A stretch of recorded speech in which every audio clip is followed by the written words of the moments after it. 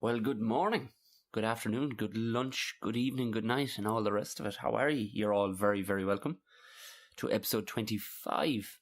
Jesus, we made it to a quarter century. Episode 25 of Buckshot for Wednesday, the 13th of September 2017. God bless you. God bless you. Well done. Fair play to you for sticking with it. Or anybody new, you're all very welcome. If you are new, why not click subscribe, whatever platform you're listening to. But I mean, it comes in on SoundCloud and iTunes and Stitcher, but it kind of goes to a bunch of other platforms. So subscribe, join in the gang. There's lots more guests coming up. My name is Tom O'Mahony. You're all very, very welcome. How's your week been? How has it been? Sorry for clicking my lips and supping tea here, looking out a nice part of the house this evening, or this morning, I should say. It's the fucking crows are back. Great. These bastards back to terrorise me. I think I may have spoken about them in my earlier podcast, but they're back again. I don't know where they went. Where did crows go? I don't think they migrated anywhere, but they went from the back of our place anyway with all the trees. They're gone to, I don't know, did they go on holidays or what for I know the swallows all shag off, don't they? They all tip off to North Africa, which is really smart. Just as soon as the rain and cold weather comes around, they head off to North Africa. I suppose Morocco is probably nice this time of year. Where did sparrows go? I never actually, because it's a lot of them. Jesus, we're getting into stupid shit. Anyway, like I said, we are all very welcome.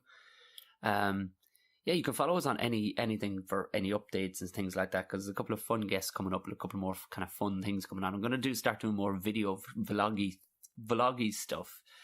For, just why not? I have a couple of kind of fun trips and stuff like that, and sure, I mean, why not? You can come along for the journey. As I get kind of better at this editing stuff, it's tricky. But if anybody wants to give me any quick tips or where to go, of course there's YouTube, the old college of YouTube, the university. But the only problem is with some of the tutorials. Good Jesus, it's tough to listen to their voice, isn't it? I mean, my own voice, I've heard mine, but Christ above, they're it can be heavy. Doesn't work so much with the sound off. But yeah, follow us on Twitter. It's at Buckshot Pod on the old Twitter. I'm on Snapchat now, so it's stuck on the name Tom Bear O'Mahony. I think it followed an email address or something. I just went with that. But yeah, I've been getting more into the snaps. Although the last couple of days now, I've just been too busy. But I've been still sticking up the odd thing just to try to stay relevant. Oh Jesus. Also on Instagram, there's Tom O'Mahony Comic, I think. Yeah, Tom O'Mahony Comic is the Instagram one, and FB. I've written down FB. Good Lord. Because I do make the odd note, but the way I write, my writing is so shit. Jesus. Facebook, anyways, Tom O'Mahony Comedian. And if you do want to send any emails, feel free. You'll find my email address dotted all over those things, but the one directly for the podcast is buckshotpodcast, as you would imagine, at gmail.com. Anyway, that is out of the way. That's what the podcast is called, the housekeeping. Got the housekeeping out of the way. Good Lord. I'm not going to keep you long on this one because this is a big ass podcast. This one went uber long. Not because I desperately needed it to go very long, but it just was a piece of piss. Just the two of us had nothing to do for the evening, and we just thought we'd go for it.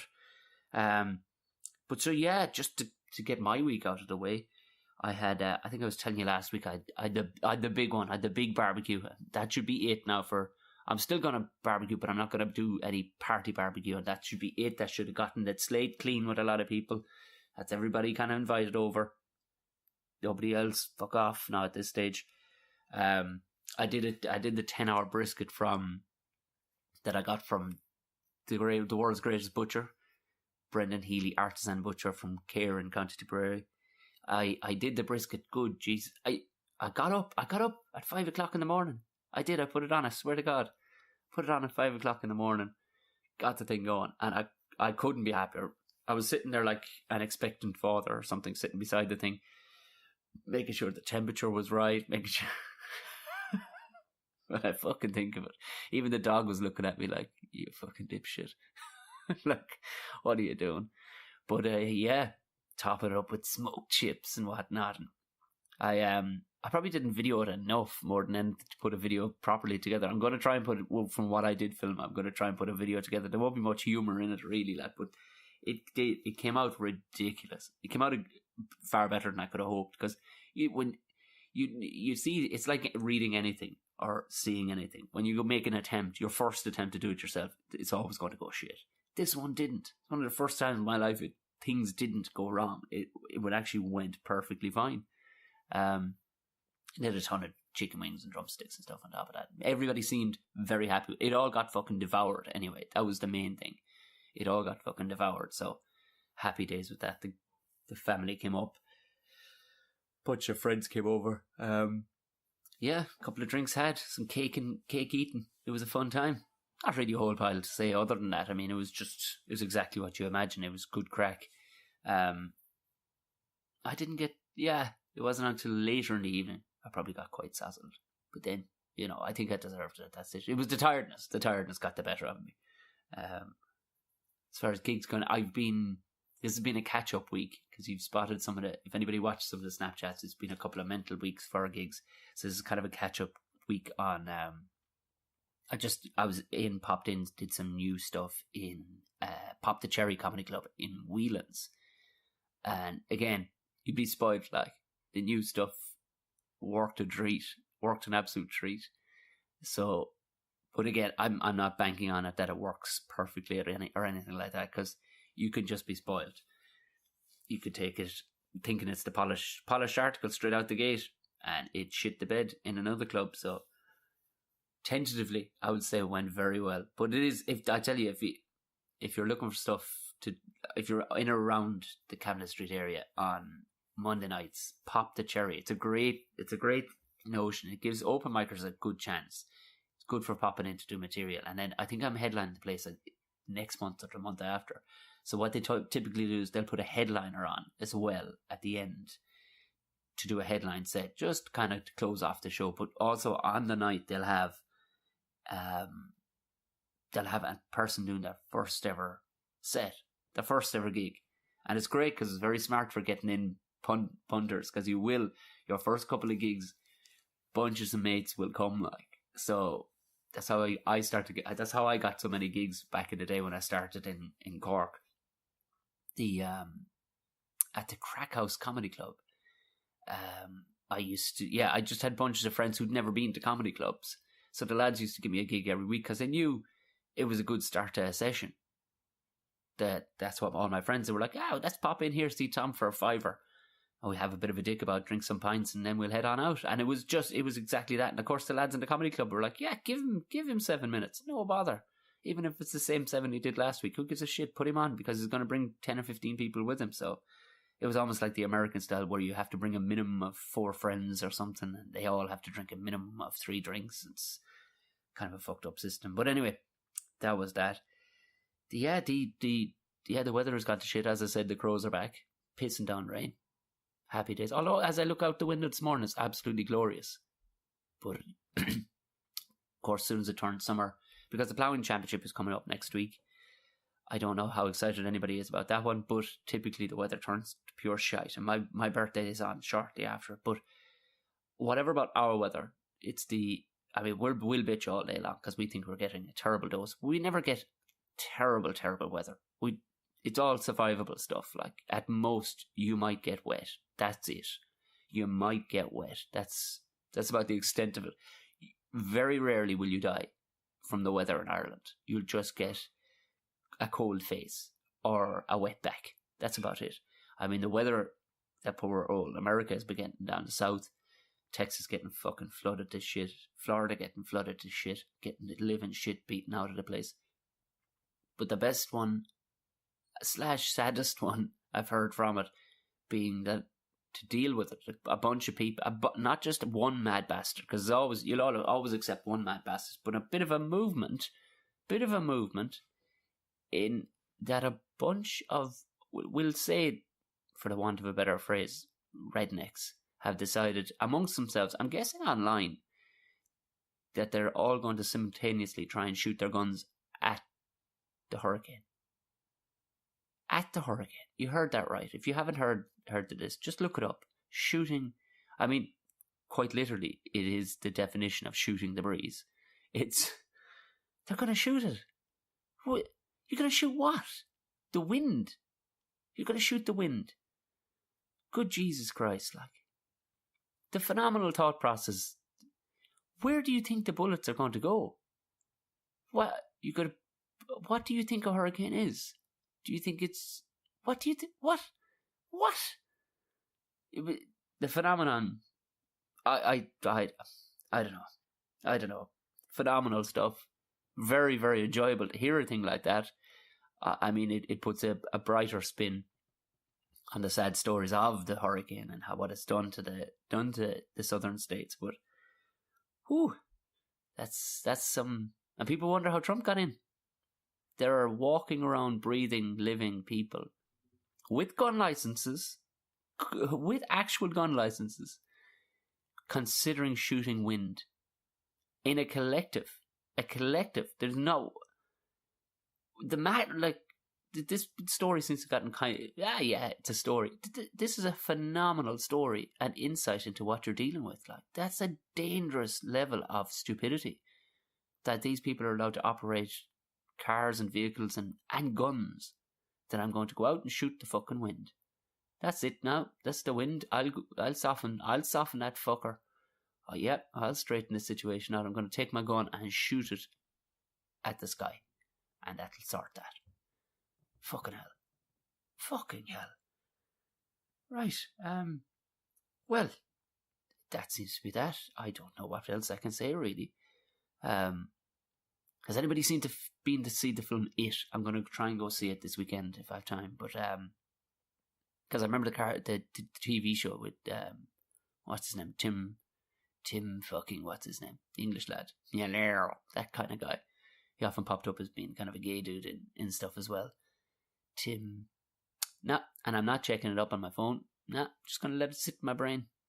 I think I've been trying to do more and more lately. If I can't think of it, it'll come to me at some stage. And if it doesn't come to me, then it wasn't really that important.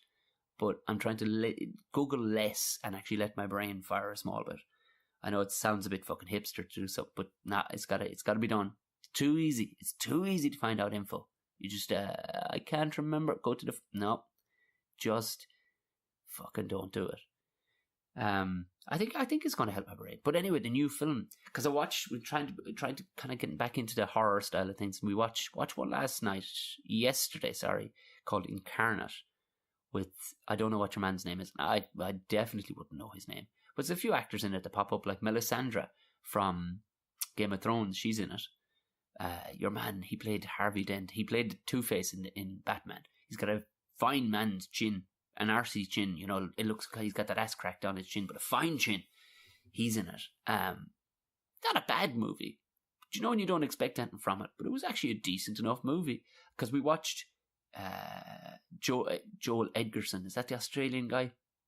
He's been a ton of shit, like, he was in Warrior with Tom Hardy and stuff, but he was in this other one we watched last week called It Comes at Night. Well, I'll tell you what comes at night, lads. If you haven't seen this movie, what comes at night is a big bucket of shit. That's what comes at night. It was shit. Shit. It had potential to... Oh, people were saying it was tense. And I read some of the jokes, it's so tense. It's not. It's fucking not.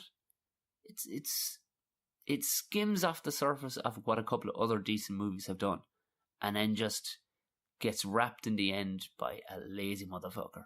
Somebody got to the last 20 pages and just went, "Here, fucking tidy this thing up. I have another job on, and this yoke's after running over already. Hurry up, come on to fuck. We'll say 'tis arty. We'll get a couple of lads to say 'tis an arty finish. No, a fucking prick of a movie.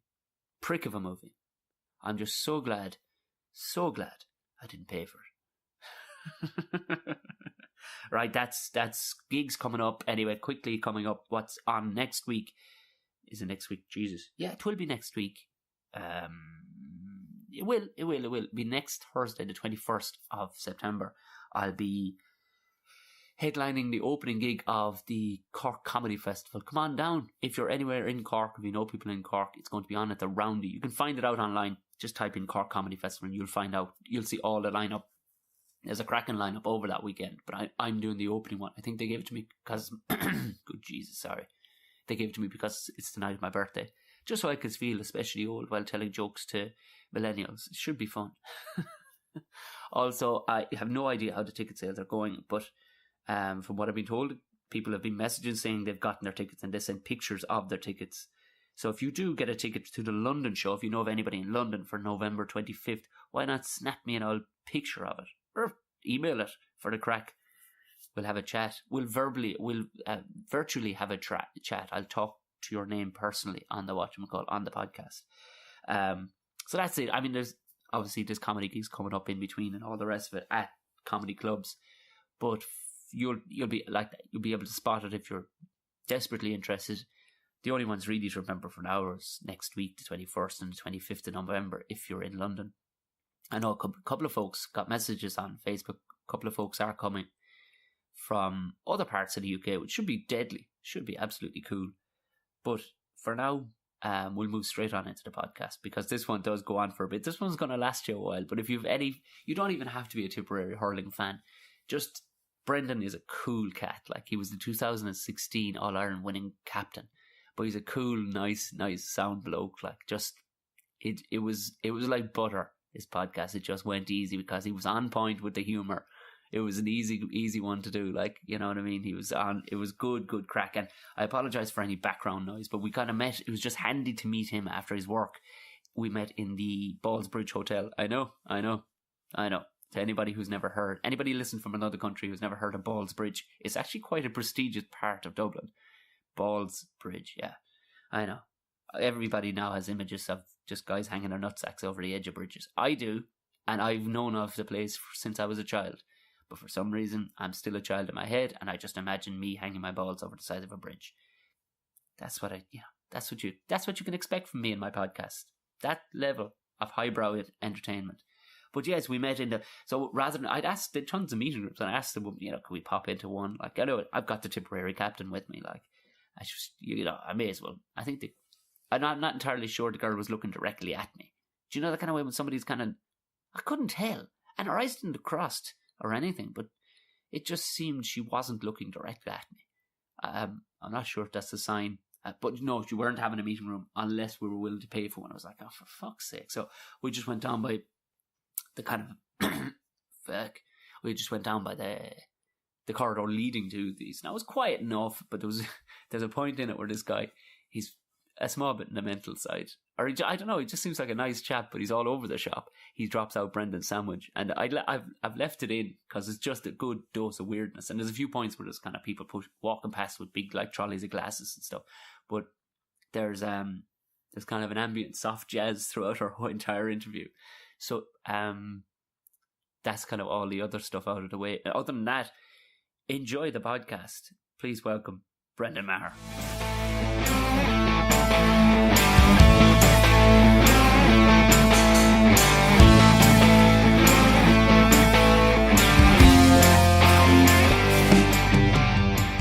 We're off to the races. There we are. It's nifty, isn't it? I only put a tripod on it the other day. I had that tripod for ages, but it does actually make a difference on the sound, ever so slightly, like, because you've set up 4 ways. You can set it up 4 ways for ambient sound all the way around. If there was a bunch of you talking, so if we start to sing something like we need to exactly, yeah. But when your man brings your sandwich over, we won't, because right now we're straight line to each other. Yes, yeah. But your man bringing your sandwich over, he'll just about be heard coming in. Right. And the first, I was trying to think, it was the Panto last year, wasn't it? Yeah, that's right. Yeah, I was teaching, and we took down. I was teaching an autistic unit, a lot more, and we 13 children altogether. Did they come to this? Because I remember you saying you were at it all right. Yeah, see, we had been there the year before. Yeah. So we ended up. Wouldn't have been as good, like, because I wasn't. No, not. Yeah. And we just look. We took the chance that the kids would be okay and that they'd enjoy it. Because we hadn't really gone to anything like that before. Could be an overload for the system, exactly. But they loved it the year before, so we ended up we had in front row seats, a bit too close for comfort. I was actually pulling me up out of the seat to do it up on stage. They wouldn't let us do it. We suggested it a few times, because I almost got Ian Keekly up on stage. He was in the night after you, the Munster kicker, and it was like, But your man that runs the show there, he didn't trust myself in Spain that much because he'd never had comedians before, you see. So he'd only ever had proper theatre actors, like. But I think I would have thought it would have been a deadly thing to bring. I would like, sure, look, it would be good crack, like, but that was what I was thinking of during, because I remember the year before, like, a few people were up on stage, and it's like, I'd be absolutely mortified now if I'm pulled out. And not that, just by chance, like, I wasn't expecting anyone to recognise me. It was just, I was in the front, like, I think it was on the third row. I actually managed to get myself back up around to the 6th or 7th row. We had the full school there, so we had. Oh, right, Jesus. 4 rows taken up or something. Yeah. So I was there, like, I'll sit up there with the kids up there. Far away. I'll keep an eye on it from back here, just in case it kicks off. Like, I tell you one thing, that is one of the most intense things. I lost 1.5 stone over Christmas. What's the preparation? A month of training. I'm back again this year, and there's a month of 7 days a week, 8 hours a day.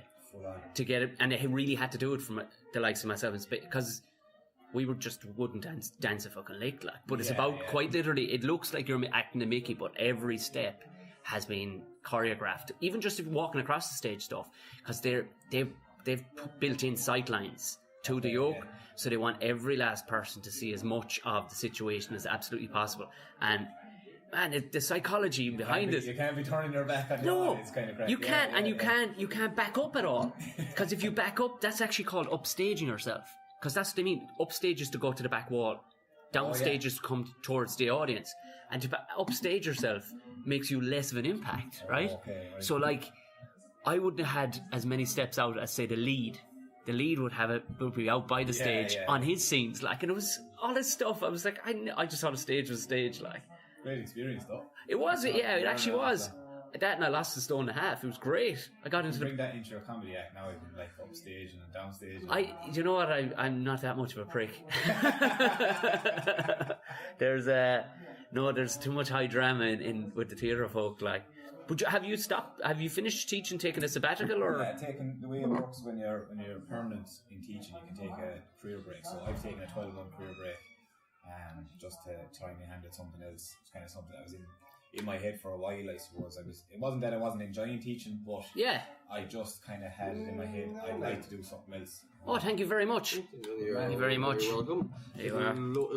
Looks nice anyway. It does. Good on you. Thanks very much. That's the thing. So how is the stripping going for you? You know you left yourself wide open for that. We will talk about that. Yeah, we got a good 10 seconds for me to think of something stupid there to say to you as well. Yeah, so look, it kind of, it was, as I said now, it wasn't that I was sick of teaching or anything like that. But who wouldn't like a change? How long, like, you were teaching, you finished college, what, 22? I was only 20, see, that was it. I came out of college, only a 3-year course, like the degree in teaching. Was that Limerick? Mary I in Limerick, yeah. So it's gone to 4 now, but so I started college at 17, so I was out teaching at 20, and I got my dip done first year out. I actually kind of did a year of subbing the following year. I went to Australia for a couple of months, did a bit of travelling, got that out of the system. I went travelling after we won the All-Ireland 2010. How was that taken? Sure. Trying to explain your way out of that one? No, there was no explanation because I didn't miss anything. So I literally went for November and December. So okay, fair enough. Would have missed maybe a couple of fitness tests or something, which was nice. Grand. But so I was back for the hurling, and then just kind of the way it works with teaching, you have to work up 3 years of service before you can be entitled to a permanent job. There was a fierce lack of jobs. So you work up 3 years and you get put in a panel, so you're not even guaranteed a permanent job. You get put in a panel and then you can be chosen off that panel. Right. So it's a mad setup. And is there any, like, was a sportsman in you going, what can I do here to edge this, like, you know? No, it was the one thing I always used to say, like, I realised that your name would open a door for you, but like, I'd hate to be like using my name or something like that. You know, like, what a prick, like. Yeah, well, 50-year-old you is going to look back and go, fuck, I should have totally used my name. So I ended up, I worked up my 3-year service, kind of through subbing and different things, local enough actually, kind of Templederry, Silver Mines, all. Back home, and been in Bird Hill. So I actually lived in Limerick for a year with Shane McGrath. And that's when I got my permanent rights, was there, panel rights at that stage. So I moved to Lockmore then, and that's where I've been since, and set up the solace autistic unit, and I was a year on. We had 2 classrooms. Yeah. So one classroom was set up. I was brought in then to set up the second classroom. So that was just life changing. Absolutely. I'd imagine, yeah. It was daunting at first, actually having to go in and set up literally by everything from a pencil to any. Jeez, you never think about that, sure you don't, because that stuff isn't already in place, like that kind of stuff. Like we new buildings, so you're looking at all the grants and all of that kind of stuff, and got it all set up, and spent 3 great years in that job, and it's tough going. Like like the people rewarding stuff there, though. I'd say really rewarding, but I tell you'd be coming home and there'd be an hour skip on the couch. And some days you'd be just wrecked. So I kind of had it in my head that I'd do 3 years in that, and then I'd kind of weigh up my options. Go back into mainstream, or end up what I'm doing now. Try something different. So, kind of just a couple of conversations started at the start of the year, just with a few guys around getting into the world of PR, because I suppose I've been involved in PR stuff since I started hurling. And, I have a good knowledge of it, but maybe on the other side in terms of like the media side of things. So like I've been involved in a lot of stuff, like as a brand ambassador, or I did the TV program The Toughest Trade and stuff like that. So you came across it very well in that, by the way. And so like I kind of just said, right, I know what it entails to a certain degree. I'm just going to get the other side of it now. So that's what I'm at. I just started now last week with a company called Teneo PSG. So they're based up here in Dublin. They're Teneo are a company that are owned by a tip man. So that's where the whole conversation started. And so I'm giving that a lash now and learning lots on the job. And of course, because I'm in sports division, obviously. I'd like to think I know a good bit about the GA I suppose landscape and that. It'd be handy for you, I suppose, in that even down to like you can definitely tell when fellas have had a small bit of training, because I actually did, believe it or not, I gave, I suppose, what would you call them? They were kind of crash course clinics is what they called them, but like it was kind of thing. It was the year before last. It was with a very similar company. They're only up the road here as well, and it was with like fellas who I thought would definitely, they were years in business, but they just didn't have the physical confidence to almost look. Now they were very good at what they did, but to actually be able to manhandle a room and go in and publicly speak, that was the big problem with them. Yeah, so it's a challenge for like the most what you would see as a confident person. Someone like a CEO or a director in a company, but it's not something that you experience on a day-to-day basis in your job, obviously. So it is alien territory to a lot of people, and like I suppose it's something that you have to practice. And that's and that's something that the company I'm working with do. They do media training and the whole process of look, you're going to be going on Maher, whoever it is, like to do an interview. What could you possibly be asked? And just actually do a mock run through stuff like that, just to kind of ease them and kind of give them a bit of confidence. Because you can definitely tell the fellas that have done it. They're crisp as hell, and the fellas who get better at it too.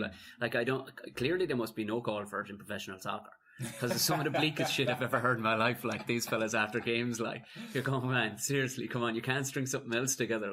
But in fairness, there's some diamonds out there too, like who you'll hope they'll never get media training, like Sir Davy Fitz. Like, you don't want that man to have any media training whatsoever. You want him to be flying off the handle at everything. You know what I mean? Because he's gold. He's absolute comedy gold. Like, just when his little taglines, like, so it is at the end of the sentence, it's like, so we are. Like, but like, no, it's definitely something though, like that. From my own experience of going in, let's say, starting hurling with tip and that, when I was only, I'd say I was 19 when I joined the panel, 20, I'd say, when I did my first proper media stuff. And was there media training for you then? See, that was it. There was like, I actually think the first time somebody was brought in I would say I was 2 or 3 years on the panel at that stage, so I had been thrown in at the deep end, and that's. Did you know not what to say, or was there anybody kind of going, here, listen, just don't slag off the opposition just yet? But that's it. Like, it's kind of just like, look, you're going to be doing now all the daily papers, and you literally have 10 lads sitting around you with the microphones stuck in your gob, and it's like, okay, so what do you think about Kilkenny, Cork, or whatever? And you're kind of like, I'll never forget my first one. I was out in the Horse and Jockey Hotel, and I was just so overwhelmed by the experience. I can only imagine. What'd you say? You were 20? I was 20, and it was before the Cork Championship match. I hadn't even started the game at this stage, you know, and I was put out. Now, I had, I suppose, done a little bit at minor level, under 21, like, but this was different kettle of fish altogether. Yeah, this is the big show. All together, all done in one go. You were literally into one room, do it with the dailies, into the next room, do it with radio. No, you were like a couple of hours, like, and it was, I'll tell you, I'll never forget it. Like a brain melt. It was. Were you nervous beforehand? Like? Absolutely, shouldn't it? Like, I was, you know, the whole way out, it was just, all I kept thinking was, Jesus, don't say that stupid here. You know, like, first time doing it, like, and new player on the team and new on the panel, and last thing I wanted was Brendan Cummins, like, looking at an article that I was after saying something controversial. Like, you know, like, all you want to do is just ignore There's a fella, he did one of the first podcasts with me, and man, was he slick. Yeah. We did it in Care House, and it was like, he walked in, he says, I have an hour and 10 minutes, Sam. I swear to God, he almost hit a stopwatch and went, right, we're off. Yeah. And he just, now in fairness to him, he had just written his biography. So he'd recounted everything too freshly in his mind. So this is a download essentially of, it was like an audio book. You didn't have to talk at all. No, it was an audio book essentially. It was brilliant though, like to listen to. They're lovely. Smashing. They're not bad actually. I was wondering how long that lad was going to be able to get that sentence out too. Like he was under pressure there. He was under pressure. But it is an interesting thing there. Because you assume fellas are going to be, you know what I mean, if you're a warrior on the pitch and stuff like that, because they're looking at it and you're going, obviously, that's exactly what that bloke is like. But that's just a medium he knows how to communicate through. Like, exactly. He's plowing fellas, like. Yeah. And, like, some lads are very uncomfortable with doing it. Like, you could have the best player in the country that could be uncomfortable actually seeing something on the paper about himself. You know, just the actual fear of an article with a headline attached to his name.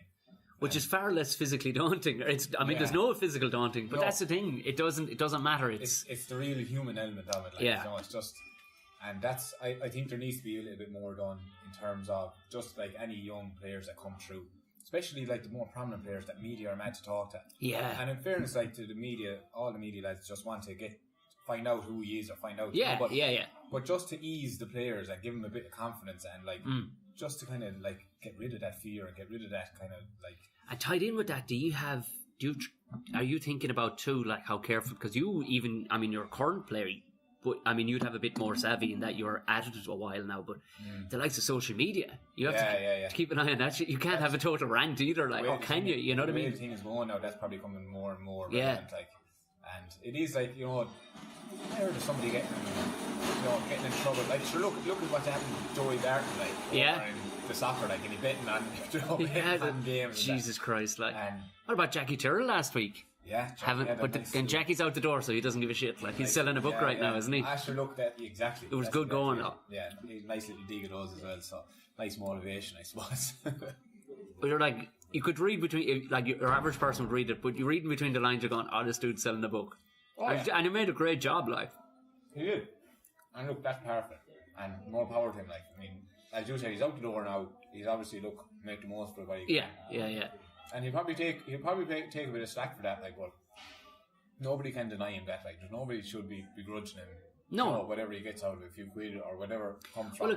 There were excerpts from the book too. Like, I mean, obviously he would have his agency would have okayed it with him and all the rest of it. But he wrote it in the book, so that was the thing. But it was, for anybody who didn't read it, just Google Jackie Tyrrell's rant to Tipperary. He basically had a go at everybody. 84s. Apparently, Bubbles, he the most backhanded compliment. He was a smashing player, but you could get to him, like, you know what I mean? He was soft mentally, and that's one bloke you wouldn't assume was soft on a pitch, like. No, and everyone will have your opinions on players and that, but it's one thing I would say about Bubbles. I wouldn't think he's soft. Like I've seen him take belt after belt. Yeah. And even against Kilkenny, he's been taking punishment and he's never complained about it. Like, you know? I suppose it's another fella's perception too. Maybe that's what he saw on the day, like, too. It was maybe a mental thing, like, that he's referring to, that maybe he had the edge in him mentally. He felt he was able to mark him and get the better of him. You know, it doesn't always necessarily mean, like, oh, he's soft, he won't fucking, he'll go rolling around the ground. Yeah. But, look, I mean, Jackie's given his service and he did his thing and he was a great player, and you know, he's going to do his thing now with the book and you know, so more power to him. Who was the hardest you ever came up against, you reckon? I'm asked that question a lot now, and it is a Kilkenny man. I marked Eddie Brennan my first year, actually, in the All-Ireland final, and I was wing back. He wasn't supposed to start fucking wing forward fucker. He was supposed to be corner forward. But they started him out on me, probably because I was the young buck, and he had 3 points scored off me after 20 minutes. And I remember I was wing back on the side that literally beside the management, under the Hogan stand, and I can remember looking over, going, "Are they looking at me? Are they going to take me off? Yeah. The stuff that goes through your head, I can only imagine, But I was blessed. I don't know what their thinking was, but ended up that Shefflin was actually moved. I was probably the only person ever to say I was happy to see Henry Shefflin coming over to me. Eddie Brennan, I just could not handle him that day, and I marked him again then in 2011, and he set up a goal. I remember I wasn't marking him for long, but I couldn't fucking get a hold of him. He was fast, but I always found he was he was very clever in the way he moved around the field, and he was always kind of efficient with his movements then, and unpredictable. Okay, right. So he wouldn't play, I suppose because he wasn't a wing forward, maybe that's why I found it so hard. He was used to playing corner forward. He was almost like a southpaw, he wasn't orthodox. He was running over and back behind you a lot. Okay. What the fuck are you doing? But it ends up, it worked. It confused you, yeah. But maybe that was it, because he's used that would be the type of runs he would make in the full forward line, so he brought it out to the half forward line and made bits of me. But I'd always say he was the toughest guy that I came up against. Because I was googling you on the way in because it's something else to find out. Why not? Went straight to the stripper page. It was unbelievable. I mean, you're a natural. Honestly, it was YouTube videos came up first, and it was like, wow, that's the real career change that we haven't talked about yet. It's like Magic Brendan. There too. But you gave a go. Were you selected, or did you put your hand up to play Shinty? You get a call, whoever the manager is. So Mick Walsh was the manager at the time from Kilkenny, and they're only allowed to select 4 players from the so-called stronger counties. Yeah. So he rang me one year and just see would I be interested in playing. So I said, Jesus, yeah. You go over to what's the name of the place? Up in the Highlands. Can't even think of the name of the place now, but up in Scotland. I've seen a couple of their pictures. You would not imagine you put a pitch where they are like. It's some weekend now. I know it's showed on TG4 and it probably doesn't get that much coverage, but from a player point of view, it's brilliant. It's absolutely filthy. It's the only time I've ever worn shin guards because they would. That was the thing I was thinking. Jesus, man! And the stuff that the shinty sticks that they use aren't made out of ash, so they don't break really. What are they? Willow. So it just bends around your leg when you get hit. And it's a load of laminates together, so the strength behind it is unbelievable. Shit made out of both fucking timber. Exactly, so they don't break like that. So I remember when I was going first, it was a big grand, and I know who I was talking to, they were like, get a pair of shin guards. Really? Yeah. Make sure you don't play without them. Said if you get a belt, they'll break your leg. So. And when you did the toughest trade that time, how did they come about picking you? Because they've sent over some fat fucker. That was not a trade. That was somebody got done there. I can tell you. I hope it wasn't. That guy looked like he could turn up with a packet of fags in his arse pocket, drinking pints. He looked like a bit of crack, but he had no business on a hurling pitch. He was right, lad. He was retired, and he had put on a few pounds, I suppose. But, a few. Yeah, a few stone, I suppose. Yeah. But he's best friends with Freddie Flintoff. Right, because he seemed like a bit of crack, all right. Oh my God. They were shooting a scene in one of a pub back in Borrisoleigh in Stablins, and it was kind of talking to Bobby Ryan. He was captain in '89, so chat with him and Nolan Dwyer, who'd be the club legend as well. And afterwards, the boy said, "Come on, we'll have a drink." Like the producer was like, "Oh no, Steve's not drinking. We'll film in the morning again." And so they had 3 or 4 pints, and Steve then got a thirst on him, So the boys reckon in the 2 hours that he was there, he had 10 pints of Budweiser. Jesus. He was just swallowing stuff. And he was actually over in the school the following morning, over where I was working at the time. And he was dying. He was fairly seedy now. He was shaking. I remember he said his breakfast was a slice of apple tart. That's it. That sums it up really, yeah. Lovely man now. And he's very close with Freddie Flintoff. And he said they played games cricket drunk. He said that was the culture that was there. Yes. Just mad It seemed especially the longer games, the one for not the 2020s obviously. Yeah. So he said, like, you have lunch, like, and he said you'd have a few beers, like, during the lunch, go back Jesus. out then and Chip out for another bit. Yeah. He said it was just, that was the way it was. Nobody made a fuss about it. It was the norm, like. Yeah. You were nearly standing out if you weren't having a few beers. That's insane, like. But, and how did you find the cricket? Was it? It was, like, I had literally zero experience. I'd never, like, I think I said in the show, I never held a cricket bat. Yeah. Before, up in Dublin, I came up here and kind of got a little bit of a rundown from John Mooney. He's an ex-cricket player. Yeah. So he kind of gave me like the lowdown on what to look out for, and basically, look, this is the way it's going to be. So that was nice before heading to Australia, and went down. And I'll never forget the first time there was a ball rolled at me, like, and like it's like someone, the way I was comparing it, it's like they can throw it as fast as I hit a slitter, right? What? So they can throw it 100 up to 140 kilometers an hour. Jesus Christ! So like it's like standing, we'll say in hurling terms, like a lad hitting the ball from the 21, bouncing it in front of you, and you have to double it back at him, you know. Jesus. So yeah. I couldn't believe how fast they could throw it, like, and like that was the way they put the challenge up against me. It was a fast bowler. I actually found the way they spin ball. Yeah. I found that easy enough to manage. So like I used to just run at the fucking thing and left. Okay, before I got a chance to. Yeah. But the fast bowling was like, you nearly had to have your decision made while it was leaving his hand on where you were going to swing. Right, yeah. So yeah, it was very tough now. But you got an all right go. I mean, he got to come to Borrisoleigh, you got to tip down to Australia. I got to go to Australia. Yeah. It was, in fairness now, it wasn't a fair trade, that's for sure. But the only thing, in fairness, I mean, he was a fat retiree. Like, you know, he pulled his hamstring in one of the training sessions. He did not. They weren't sure if he was going to. Oh, that's right, yeah. Be able to play the match. Like, that wasn't mocked up now. That was genuine, like. Because I made a bit of drama, but I mean, he was over in physio and Nina a couple of times, like, before the match, trying to get it in right. His fat leg, right. How was there any chance of you ever? Obviously, I mean, coming from Borrisoleigh and all the rest of it, like, and there's just, you know, another hurling stronghold. Was there ever an option of playing any other sport? I played a good bit of soccer when I was younger. For Temple Moore, that was the soccer club. We didn't have an underage in Borrisoleigh, and I remember there was a couple of guys were trying to get me to go for trials down in Limerick on several occasions, and I just didn't have the same draw for it. Hurling, like. So I never went. Like, I think I even came, like, I was very bad. I think I agreed to go maybe and just kept going out and then, you know, like, I get Mammy ring him and tell him I'm not going, kind of thing. So I never ended up going any further with it, and that'd be like, I wouldn't say there'd be ever times you'd wonder what would have been, but if you grew up somewhere else, like, that's probably. But I just think wherever I think hurling is such a part of Borrisoleigh. It was never going to be anything else that I do, you know.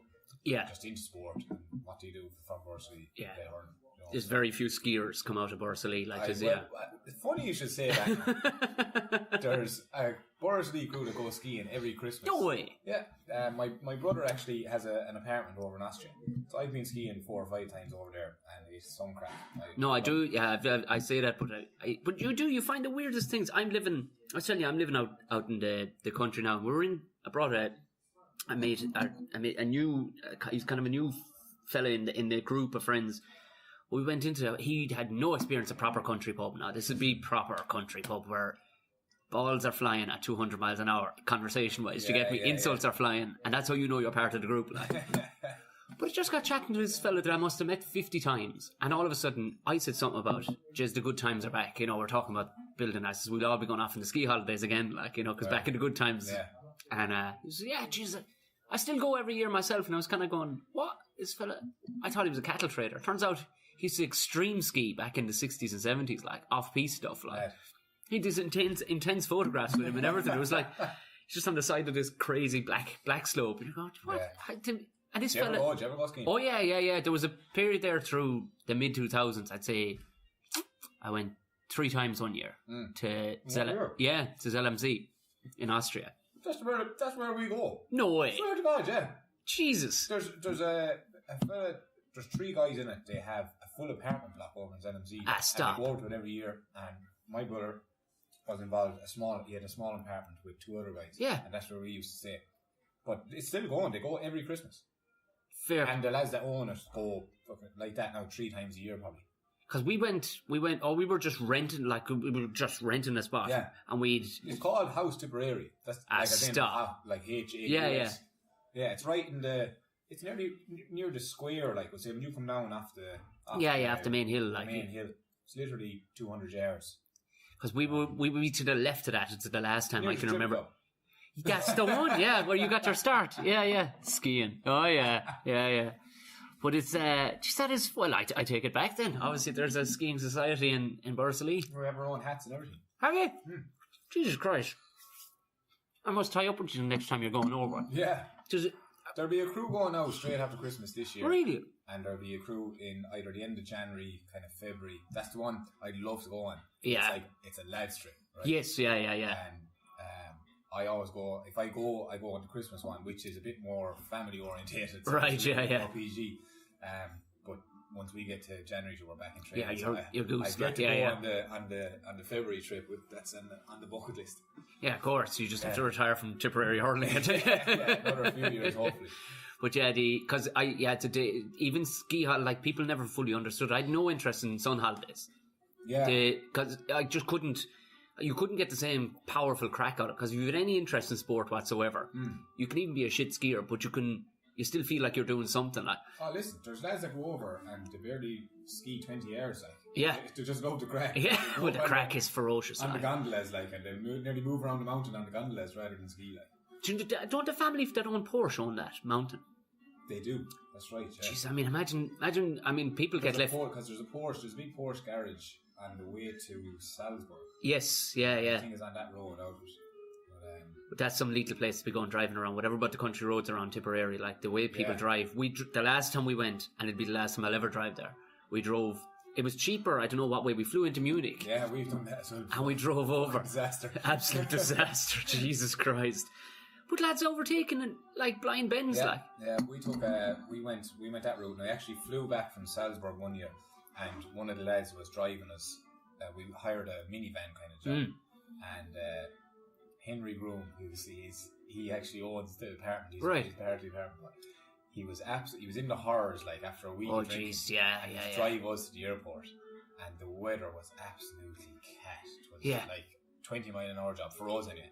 But there was lads just flying past us, like. Not a bother to. It took us 4 hours to get from Tennessee to Salzburg, which should take an hour. Maybe an hour and a quarter. 4 hours. Oh no, I would have been in the same boat with him. Absolute horror, some drink. But it's lethal. Like, there's drinking everything. Like, there's, and if you like one of the first times I went, no, it wasn't to LMZ, it wasn't to another, but I ended up with these Icelandic lunatics, and there's something not right about them people. Like if you introduced hurling to Iceland, they'd be half of them would be dead in the morning. Like, they'd just kill each other. Yeah, these fellas. Balls arse naked skiing at night and stuff, like, just because that sounds like great crack.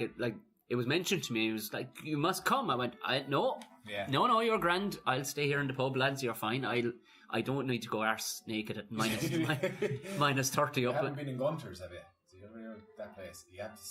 The only way you can get to it is you ski in through the forest, is kind of off piste. No, I haven't. No, I know the place. Yeah, that's an experience. Is it? Yeah, the food is absolutely unbelievable. Wait, we did. We got brought there by an instructor. Yeah, they often take. All that was on the menu the day we went in there, it seemed to be venison goulash and apfel strudel, and I just ate enough of that so I could actually soak up the drink I was about. we skied out of it all right, but like skiing on beer, not good. Like, but they're just, they're normal people at home. Yeah. But it's this wildness comes out of them, like, it's Jägermeister inside in their tea. Yeah. Do you know, like, you're putting Jägermeister in your tea. Oh, it's mad, yeah. Great crack, though. I haven't been over now since, I think it's been 3 years, because we had a couple of holidays with Tip. Yeah. Say, after 2015, 2014 would have been after we got to Ireland, you get a holiday. Yeah. So we were in Dubai straight after Christmas, and following year, of course, there's ski slopes in Dubai now as well. They do, yeah, indoor. And then say last year, then we went to Miami for the team holidays. So oh yeah, we were there straight after Christmas. So you see, straight after Christmas is just the most accommodate. Yeah. Before you get back in training again, like yeah, exactly. Yeah. So no, it's definitely now on the cards. I'll have to get over again. Even like if I was able to get over for 3 days of skiing, I'd actually genuinely go over just to ski. Yeah. Without the drink, like, you know, like I actually part, would too, like. because the skiing was just mad crack. The first year I ever went skiing, sure, I barely saw the skis. Like, you know what I mean? I was just steaming the whole week, like. But I kind of got it together. Then after that, I was like, oh no, I actually really like this. Like, this is actually good crack. Like the buzz coming off of black slopes. You know what I mean? Oh, that's unreal. 2016. You forgot to thank a bunch of people apparently. I read that as you were coming in. 4 in particular, yeah. I was a few would say after we won the semi-final. I remember before the 14th final, Owen Kelly said to me, he said, whatever you do, he said, just mark down a few things for your speech, he said, and get it out of your head. Yeah.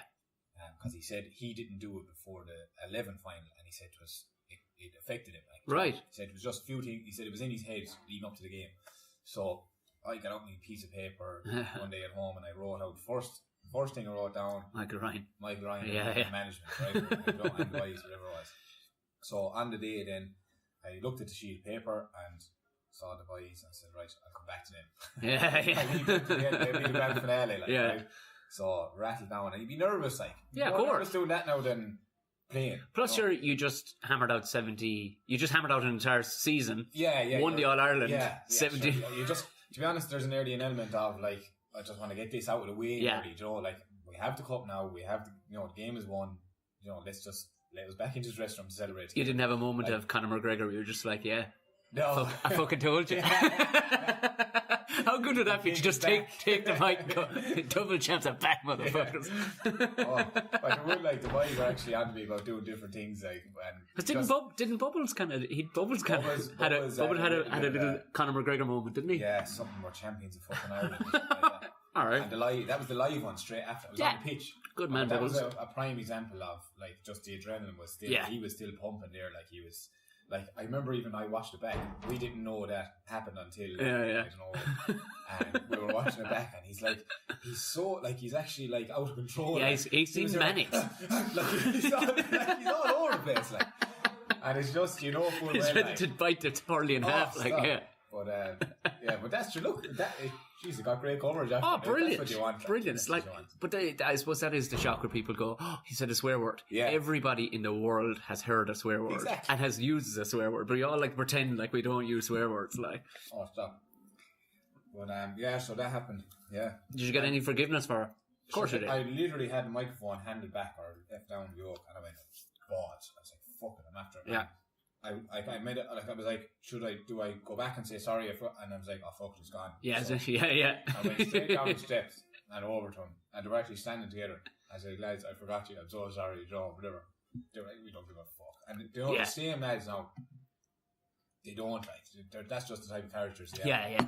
You couldn't meet 4 more modest fellas, like, Nick Ryan is so just pure honesty. He seems as cool as a breeze. Yeah. Is he really that cool? Like, he is, yeah. Like, he's just, like, very straight. Declan Fannon's the same. Like, they do not want the limelight, like, at all. Yeah. Like, they always say that they're there to facilitate us. Like, it's just, they are the epitome of, like, a management team. Like, they just want to get the best out of us. Connor Statham, John Madden, very same.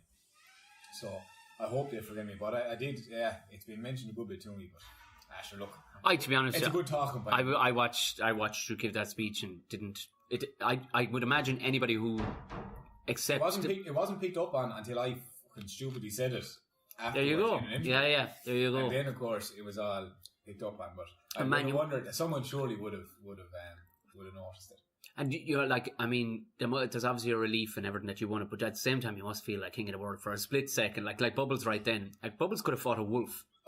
His face, he looked like he could have fought a wolf right there. Did I no.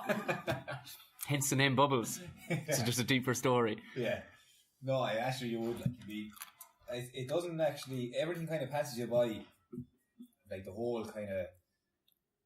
I actually heard Joe Canning during the week. He was on. I know what he was on, and he just said that he was in bed at 1:30 Sunday night, and he said he was just wrecked. And he said, to be honest, he said the whole thing just got to him, and he was just pissed off. That's like he said, he was actually just pissed off with it. Right. And I could actually see where he was coming from after experiencing it last year. It's unbelievable afterwards, right? Like, it's great. It's every waking moment, like, yeah. Everyone's pure in a state of elation, right? But that night is literally, it's like photo after photo after photo. Like, and it's just, it does, like, it is, without causing controversy, it's a pain in the hole. Like, yeah, of course it is. Like, you want to do it, and you're delighted for everyone. But, like, there is a stage you just go, geez, I'd love to just fucking sit down now and just have a chat. Yeah. And just get away from it all. And he said that's exactly what he did. He said at half one, he just had enough, wanted to get away from it. And I remember it happened to me, it didn't really happen to me that night of the banquet. It happened to me the following night back in Borrisoleigh. We went from the banquet Sunday night, we got back to Semper Stadium on Monday evening, massive crowd in there, just signed kids, it was brilliant, like all the kids, it was a huge crowd. Back out to Borrisoleigh, that was probably I'll never forget turning. I don't know, like driving into Borrisoleigh, you can't see the square. Yes, and you turn, and then it all opens out in front of you. Yeah. And there was 3 Borris lads on it together, and Connor Staton, and we were all sitting together at the front. And I remember there wasn't a word uttered. And Dan McCormack, actually, we were side by side, and he actually just like he put his hand on my knee, like and didn't say anything. And it was just an oh my god moment, like the crowds that were there. It was just, you know, to come back to Borris, like, you know, of course, yeah. I used to hair standing on the back of your neck stuff now. That I'll never forget that image in my head. That split second when you rounded the corner, like. So we got back and got onto the trailer and did the whole thing, and I actually ended up in behind the drums playing along to Sleeve Them On. And with Classy or Masur, who was another Borris man, Jesus, there was 5 involved. Forgot me. He sang Sleeve Them On. It was brilliant. And then, of course, the usual then again, photos, and that went on for a couple of hours. And I remember about 11 o'clock, I was shattered. I was bollocks, like. And I started walking. I'm living in the town, more or less. Yeah. Now. So I actually started walking home about, say, shortly after 11 o'clock. And there's a Chippers just up the road from the square. And I got as far as there, and somebody stopped me. And they were like, where are you going? You know, and I was like, I'm actually going home to bed. I'm just wrecked. And like, no fucking way, come back down. So I ended up going back down, and I got home at 6:30 the following morning. Of course, yeah.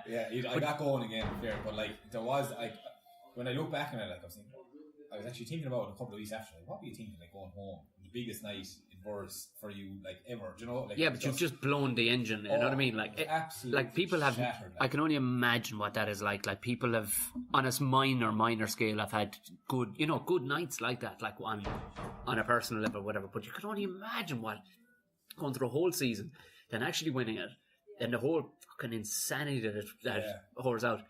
You've definitely blown a gasket at that stage. Like, you know what I mean? You can only imagine how mentally somebody would just, Jesus Christ, how you'd go one or two ways. You could either be cool as a breeze and go with it, or absolutely go mental. Because I remember reading a story about Johnny Wilkinson and what a freak show he was back in the day for professionalism. Yeah. And the night they won the World Cup, that England won the World Cup, there was obviously open top buses, met the Queen, the whole shagging lot. Everybody was boozing hard. This was going to be a week-long session for rugby lads, of course, being rugby lads. He absolutely burnt out the brain, because of course he was such a fanatic. He wasn't like how the rest of the lads would train, and then he was absolutely so his father took over his life. Like, his father became his absolute day-to-day life manager when he was like 12, and turned him into a kicking machine. Wouldn't let him have a girlfriend until he was 21. Is that true? Yeah, that's 100% true. Wouldn't let him have a girlfriend because it was going to distract him. But he was seen the next morning. He was playing for Newcastle Falcons, and the lads were on the rip, and he asked the driver, because he'd had one or two drinks, but he says, would you drive me back to Newcastle? He says, no. And the man went, all right. They crashed on the motorway. He was fine. Continued on the road, and was seen the next morning opening up the gates with a bag of balls over his shoulders at 10 o'clock. I mean, that's a freak. But he had said, he goes, I couldn't deal with that moment. I couldn't deal with it. I wanted to park that and move on to the next one. Like, that was his comfort zone. He wanted to get back into his comfort zone. All he wanted to do was, if he could have played rugby 24 hours a day, like, you know what I mean, he could deal with that moment. But it was all the hype afterwards and all the rest of it just wasn't for him. Like, it's great. You kind of have to give yourself a kick up in the hole every so often, like, to say, like, this is part of it, you know. Like, yeah. You play, and the games would be shite if there was no one there. Yeah, yeah. You have to. Well, sport wouldn't exist if there was nobody there. That's the way of giving back. Like, well, sport is turning more into sports entertainment, isn't it? Yeah, it is. Sure. For the want of a better word, because I know that's wrestling, like, but it is sports entertainment now, especially with social media and everything. Like, you know what I mean? People all want to photograph with you. You know what I mean? Like, so I suppose there is that element of it. Come here, who? Because I can only imagine in a good wet game of hurling. But a bit of, say you found yourself cornerback or something. Who's a really good shit talker? Like, would you be good at giving verbal? No, I never actually. No. You'd often get, like, maybe in club games now we might get. Yeah. You'd often get a bit of stick in club games now, from lads, like, just the usual shit, like, you know, like, for example, now if we were after losing, it's happened to me, I'd say 4 or 5 different times. If we were after losing for tip, tip, and following week in town for us, like, and something had happened where, you know, you'd have hit a lad a shoulder or you know, whatever. Oh, you wouldn't do it for a fucking tip when it counted, or, you know, this is all usual shit. Like. So that's always there, but I wouldn't say I wouldn't engage in verbals, because I'd bark back. Yeah, of course, yeah. But it's not something I go out to do. I don't use it. Yeah. To gain an edge. Like, I'm very much like, the way I gain an edge is like, there might be an element of mind games in it, but, like, you know, it's physical, or it's, you know, like, it's actually maybe not responding, like being fucking cold. Freak him out, like, yeah. So say something to him, like, just stare at him, like, you know, and say nothing. Yeah. Sometimes no reaction is the best reaction. Like, you know? Of course, yeah, Jesus. But there is a few lads now that would be good. They're good at it, like. Yeah. My brother would have used it a good bit, especially when he got older. Angry cornerback, right? Yeah. And was hurled up until the age of 38, hurled senior up until he was 38. Did he?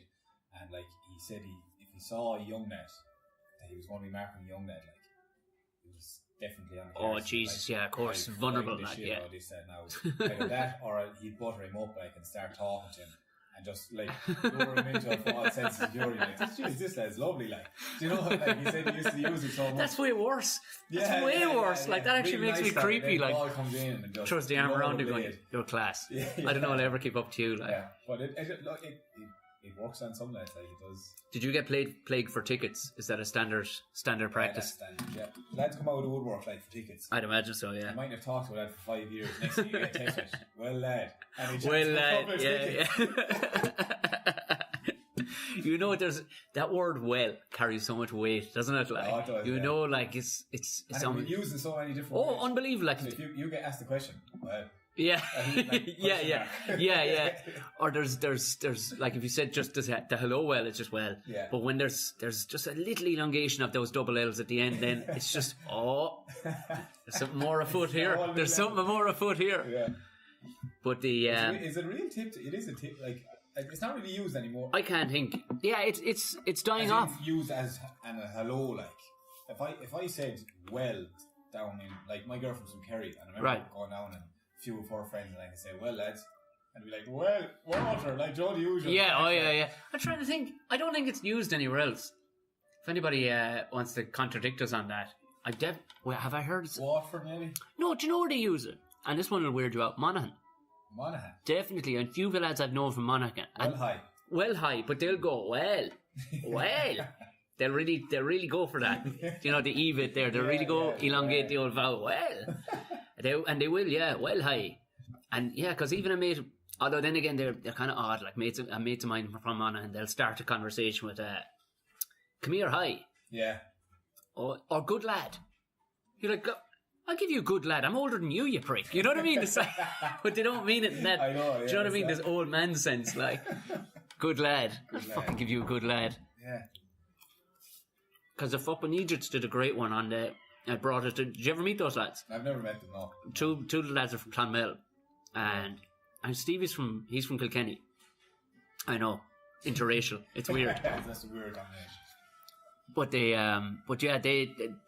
hurling side of things with them, it was the tickets one. I hadn't really thought. I'd never conceived, because I knew Dennis Leamy used to get plagued for tickets when he was playing for Munster, like. Yeah.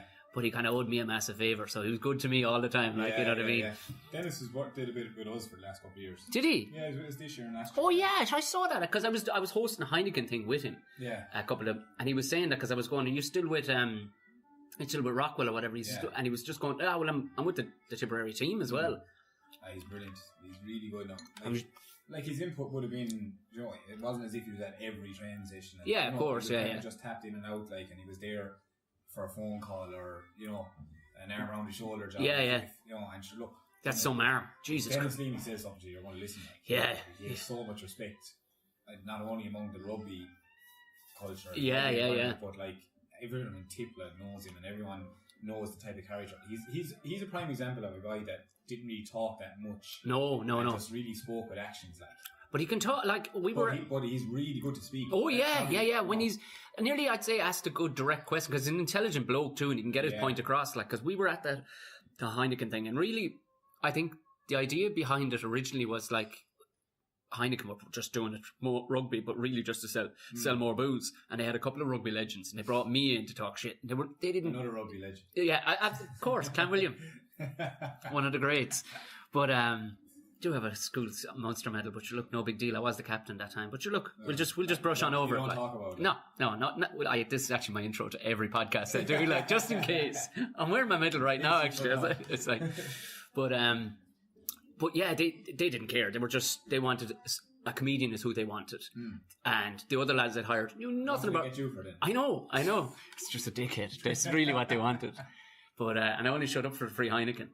But they'd gotten other lads who know nothing about rugby. It didn't make a difference, because people were they didn't care if people, they were just happy. They were a PR company. They were happy to just have all the stuff there. Yeah. But they kind of ran with me then, because they were like, oh, this fella actually likes rugby. Like, he can actually talk. But Dennis was, because it was all funny stories with the time with Galway and a couple other lads, like, but Dennis, in fairness to him, he wasn't backing down a few things I asked him, like, really, because I asked him about the players coming in. Do you know what I mean? The foreign players being allowed in, after 4 years of residency and all the rest. He wasn't having it.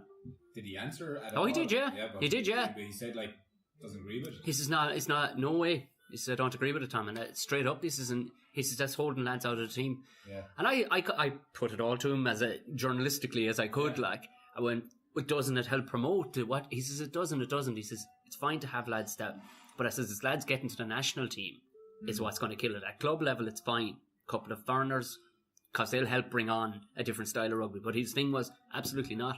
And you could see a few people kind of going, but I'm a big CJ Stender fan, like, you know what I mean? Yeah, and he was going, he says, I like CJ, he's a lovely fella. He says, but no, not having it. It was good to see it, like, but like, that's ballsy for him to come out and say it out like that. Like, at least he's a man of his, he says his convictions. Yeah. You know what I mean? Like, you have to respect it. I think that's why he's so respected.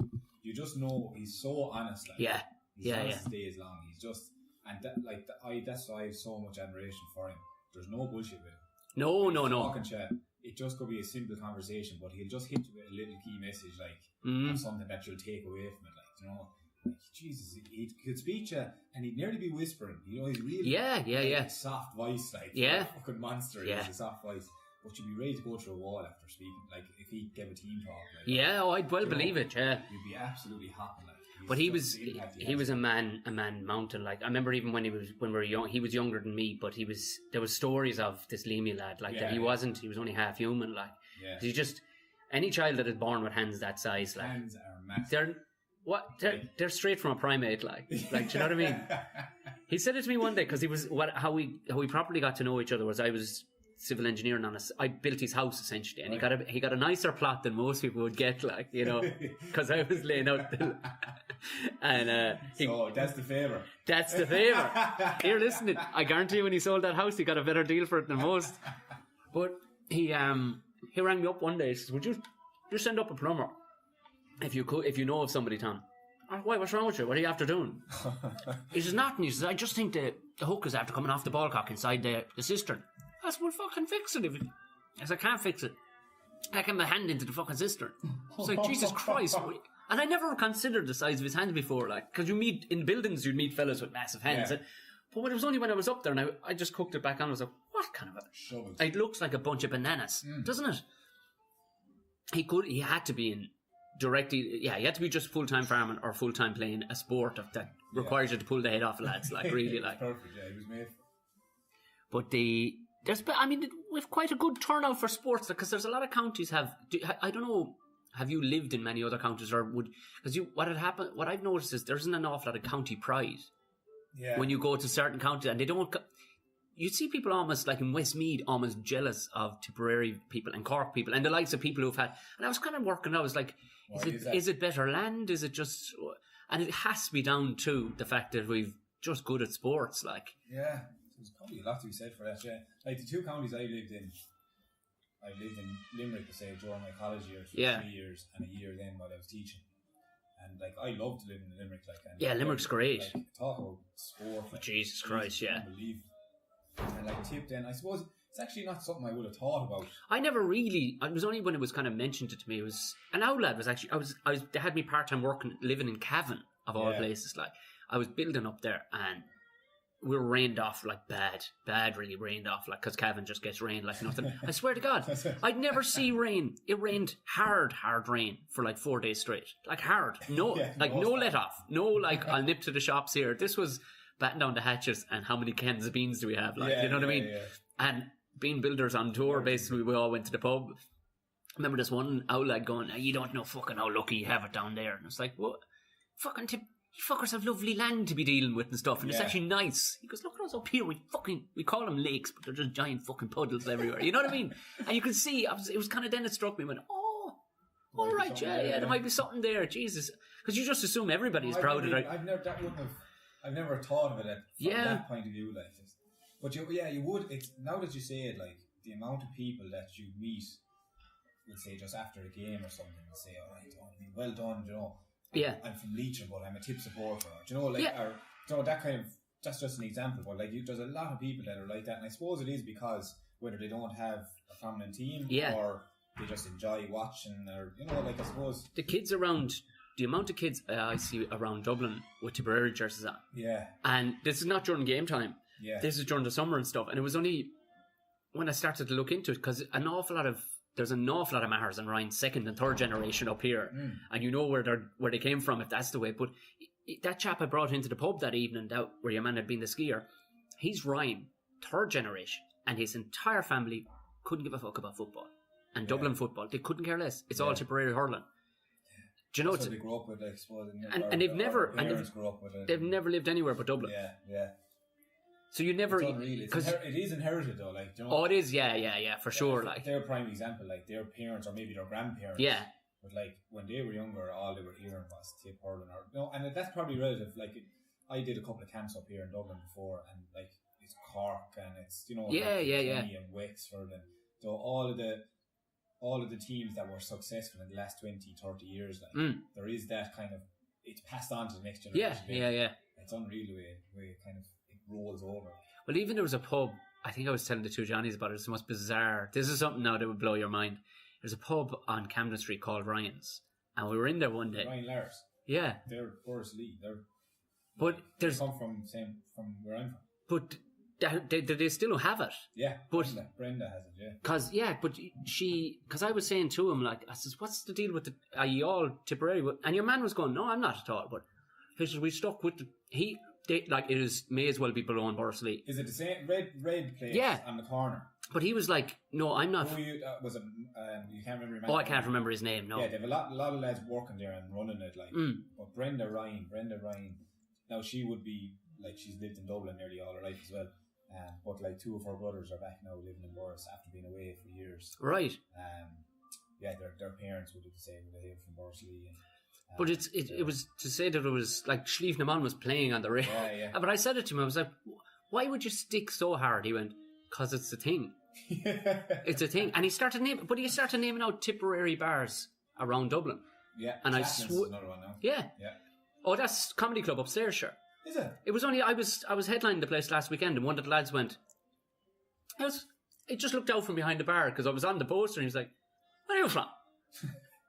Was a red-haired fella? Yeah, well, he was a middle-aged bloke, but a nice fella, like. Marty McGrath, another Borrisoleigh man. Right.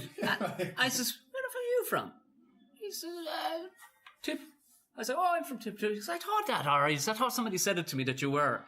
So that, Jesus Christ. But you look at Louis Fitzgerald. Yeah, Sure, he owns like Cap 50 White. bars up here, like, you know what I mean? 50 odd even. But your man that owns the Halfpenny Inn, Tip, Who's he? he's from 2 Mile Boroughs. He's Mick Ryan as well. Like. who he is he's actually based. He is the original that was Dave McSavage based Mick Bull Ryan off of. Oh yeah. Yeah, he is like, because he does speak like that, but he's not in any way homophobic, but he's definitely mental. Like he's sound, but he's mental. Maybe Like. a little bit homophobic. Probably, and with a hint of racism too. Like, but it wouldn't be Irish otherwise. Like. But then he doesn't care because his bar is bought and paid for. He can say what he wants in his pub. Like. But you'd swear they lifted the pub out of the base of the Galtee Mountains, like the way he speaks, like he's just leaning over. I'll bench you. Like he doesn't call me. I've known the man 8 years, and he still won't call me by my actual name. He just calls me bench. He will bench. How are you getting on? Starts hitting the bar. Then it's like Jesus Christ. Well, it's nearly like the same thing when if you were to go on a sun holiday. What's the first thing? Like, oh yeah. Go, wonders an Irish bar. Yeah. So go drink some warm cider, like like come up to Dublin, like oh Jesus. Or respite. Country pub, like, in the middle of the city. Oh, that's all people are looking for is familiarity. Like, sure, there was a lovely bar. Well, it's still there. It's called Devitt's. It was a Limerick bar. And it was around the corner from us in Portobello. And I used to go in there on Sundays to watch hurling. And all the older lads that lived around, like, they were great for having a good row. You know what I mean? Like, there was just good shit being flying, like. And thereafter, I only passed it the other night because I was going over to do a gig just beside it. And they're turning it into, like, a fancy gin bar now. And it's, you know what I mean? It's just like... bollocks to this place. I'm sure they're making tons more money, but like, are they happy? Like, you know, your man actually played. The owner actually played hurling for Limerick. He had a bad eye. Can't remember his name now, but it must be Devitt. Yeah, he had played hurling, and his people were. He had Tipperary people in his family, but man, he loved giving me some shit. I remember one of the first days we were in there, Limerick beat Tipperary. It was like, oh my good fuck, I'm going to have to listen to this fucker for the next couple of years. Like, But it was perfect. Do you know, I've never experienced that, like, the whole social aspect of it. Like, of course you haven't, yeah. Of course you haven't. I came out of minor and I had 1 year. Jesus, yeah. You've no idea what it's like to be on the other side of the camera, as they say. Like, I literally had 1 year where I was on the under 21s and not on the seniors, but I was actually in a few times for trials or for training. Right, yeah. So I was still kind of, you know, I think I went to the game in Cork in 2008, first time they beat Cork in whatever it was, 80 odd years. And that was the last game I attended, I would say, as a supporter. Was that 2006? 2008, because I remember Munster won the Heineken Cup. Yeah. So that was the last game sorry, I'm lying. The Munster final that year, Clare in Gaelic Grounds, I went to that as well. But after that, then I was away for the semi-final. They got beaten by Waterford that year. And I was away for that, and then I got called in. I was on my way to my cousin Philip, who would have heard full back for Tip back in 2001. Yeah. I was on the way to his stag Friday night, and Liam Sheedy rang me. I remember it was Halloween weekend. Man, that must have been some phone call. End of October. And just hopping into the car to head for Athlone for the stag. 19 years of age. And I saw Liam. I had his number because he'd been over as a minor and I was out a bit, so he rang me and said, what's going on here now? And sure, I was pure delighted then. Man, I can only imagine how you'd be buzzing at that, like, Jesus. Yeah. So that was the start. That was the beginning, and sure, it's been just like, so I didn't really, like, I never had that banter with supporters. Yeah. Like, you'd often have a budget. Like, you're not. As a player, it's like, you so they're going to be talking about. Trust me, a weird silence would come over a bar if you walked into it while Tipperary were playing. Like, you know what I mean? Like, it would get weird. It's often like that in Boris. Like, it's like if you're there really after a match. So like myself and Dan McCormick now this year, and Paddy, like over the years, if we had a match in Turles, we'd come back out and we go for a pint. And you'd always see, like, when you walk in, like, there'd be full-blown conversations going on. And next thing you're just like, oh, shit, they're here, we have to stop talking. We don't want to say that wrong, or, you know, like, and that's just, they're so nice about it. And they're always, like, in fairness to people, Boris have been so good to us over the years. Like, they're always, no matter what happens, no matter how they don't give you any shit, like, how bad you play, or what the fuck happens, if Tip lose by 10 points, they'll stand by you, like, brilliant. Fucking, like, yeah. You're one of our own kind of thing. Well, that's nice, because there are moments, like, well, there's moments definitely I've even experienced where you're kind of going, I don't know if there's, I know my career would be vastly different if not, it certainly wouldn't be as prominent, like, but you would notice that you're like, oh, there are certain pockets of society, but there'd be others that would go, fuck that guy. Yeah, you know what I mean? Like, you know. No, that does exist as well, but no, geez, overall. In general. But there's a commonality too. Like, you're actually quite literally playing for the place we're from. Like, you know what I mean? So there's no getting around it. It's not, this year I'm going to support Limerick because of that guy. You know what I mean? So it's never going to, you know. It always comes back around, like, no matter what. But that's the beauty of it. That's, like, it's great. Like, it's something you'd actually tap into as a player as motivation. Like, when you're going out playing, you're not playing for yourself, or you're not playing for tip. Yeah. You're actually playing for a group of people, like, whether that's, like you say, obviously you have your family, so your immediate family and your friends, like,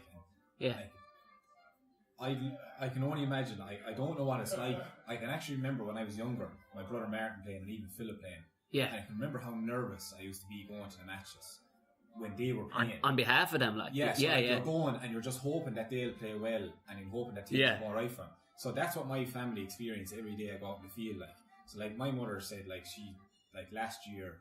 Can she even watch it anymore? Like, she's gotten a lot better, like. Yeah. But she did say, like, this year she said she nearly fell in under the seat when I was taking the free to level. Oh, Jesus Christ, yeah. Find, like, what I hoped was going to be the fucking final fuck of the game, but Joe had different ideas. But, like, she said, like, she had her head in her hands, like, for that, you know, like. And that's the stuff you don't think about as a player. Yeah. They're looking on and they're in absolute bits, like. Yeah, because there's no. That they don't want to see you fail, like. Or they don't want to see things go wrong. And I've an aunt that goes to every game. She's my godmother, and she's the best in the world. Like, she's just always there with you. But like, she gets so nervous as well. Like she would be literally screaming out loud. Like, if, you know, like that time when I was taking the free, she said she couldn't look, and she was like, "Oh my God!" Just completely overwhelmed with the whole thing. And they're the things that it's only when you actually sit down and talk about them or think, you know, like what it's like for them. Yeah, Christ above. It's more nerve-wracking than it is being on the pitch, like. I suppose, and there's no point where you can kind of go, just before you're about to take that free, go, 1 second, the mother there, man, you know, I'm okay. Yeah, I'm okay. It's all good, man. I got this. You're fine. Sure, look it. If I miss, I miss. Sure, because you're definitely not in that mindset. You're still going to support me, aren't you? Yeah. your mother, one of those ones leaving early, going up. Yeah. You just see the back of the head. But yeah, I mean, have you worst injuries? I'd say the worst. You busted your shoulder, didn't you? Yeah, broke my collarbone when I was minor in a North final 10 years ago. Probably this weekend, actually. Would be this weekend, yeah. Yeah. The weekend gone, should I say. I was after having a great year. I was captain in the minors actually that year. That's 10 years. That's ago. class. And we got to an North final with Borrisoleigh, and we were playing against Nina. And second half, just to start the second half, maybe 5 minutes into it, running through, I was going striking a ball off my right hand side. Yeah. And the lad came and absolutely creamed me with his shoulder, and I broke my left collarbone. So I could never forget the pain of it. I was only a young lad, like I was as frail, like not that big now, but I was skin and bone nearly back then. And so he just crushed me with his shoulder, and I ended up taking ambulance to the hospital. And we won actually the same day. We won in our final, and that was our last one until we won this year. Then again, beat Nina as well in our final. So that was 10 years. Jeez. That's the thing. Like, what do you like? You obviously, I would assume you do have high standards on yourself when it comes to fitness and all the rest of it. Is there protocol set out going, here, listen, you can't be putting on more than we can't have your, you know what I mean? There is a little bit of a fat camp, like, you know. Started the year now, so like going back into it next year, there'll be because they're puking a pre-season kind of a job, some lads will be bad pukers, right? Yeah. Like there'll be running, and then you'll have to go get what we call it, like it's a DEXA scan, so it's a full body scan. Yeah. So you get your, like, everything from bone density, lean tissue mass, the amount of muscle you have, and then the most important one, or the one that they're really looking at, is body fat. So if you're over a certain level, so they say like that GA players or anyone that's playing kind of sport should be between 10 and 15% body fat, right? So if you're in that bracket, 100%. If you're over, I think ours is over 16. If you're over 16, you're fat camp. So then the kale shakes. The dietitian is going to be right. So you're on the kale and oat cakes for bread and water. Like lovely. This. So that luckily enough now I haven't been in it ever, so I don't plan on being in it either. But what about like that's look? It's not it's important, but it's not the be all and end all. Yeah, because it's not something that's like you're not going to play unless you can get your body fat under 16%. That's not the case, but it is like you're mindful of and say, look, goals, like it's just all about like just being fucking best as you can be. Like, so if you're going to perform as good as you want to perform yourself, they just give you the guidelines. Say, look, you need to drop 2% or you need to drop a few kilos. Right, yeah. And like players aren't going affect that. Like I don't define this. Like everyone is really conscious of. Yeah, of course. Yeah. Well, you get to count inter-counties level. Oh, yeah. You know what I mean? You're not there unless you care about. Yeah. There's nobody coming in like going like, what the fuck? What? Yeah.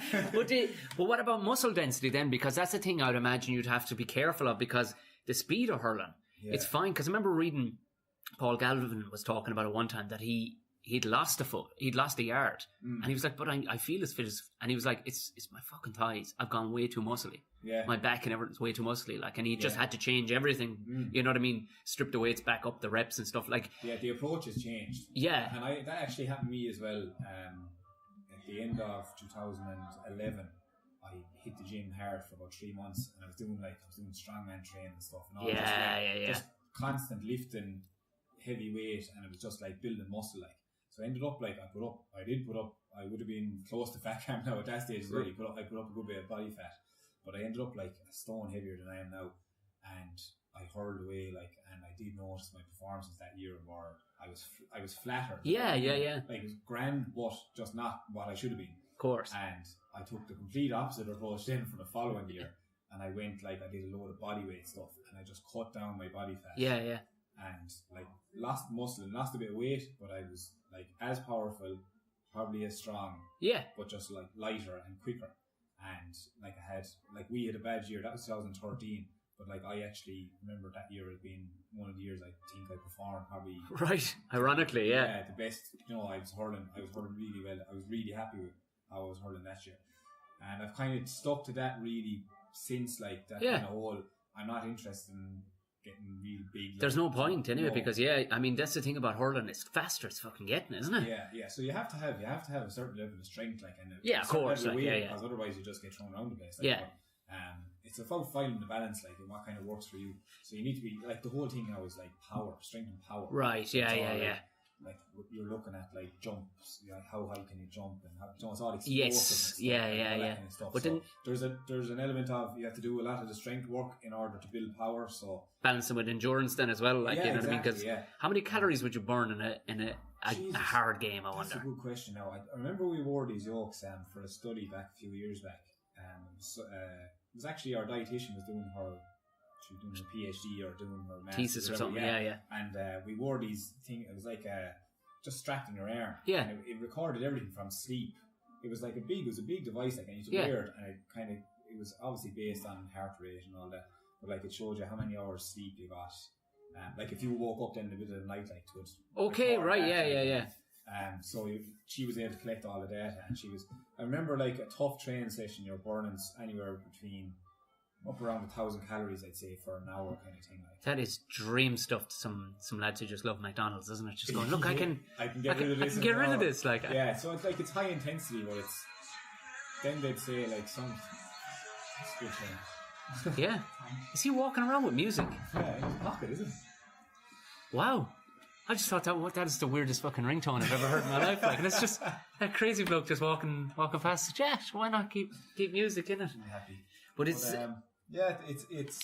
that's not something I actually, that's probably a bit of a guess. I can remember at the time it was something around those, somewhere between 900 to 1,000 calories or something around that for a tough training session. Not sure what it would be for a game, like. And what's the regimen now with?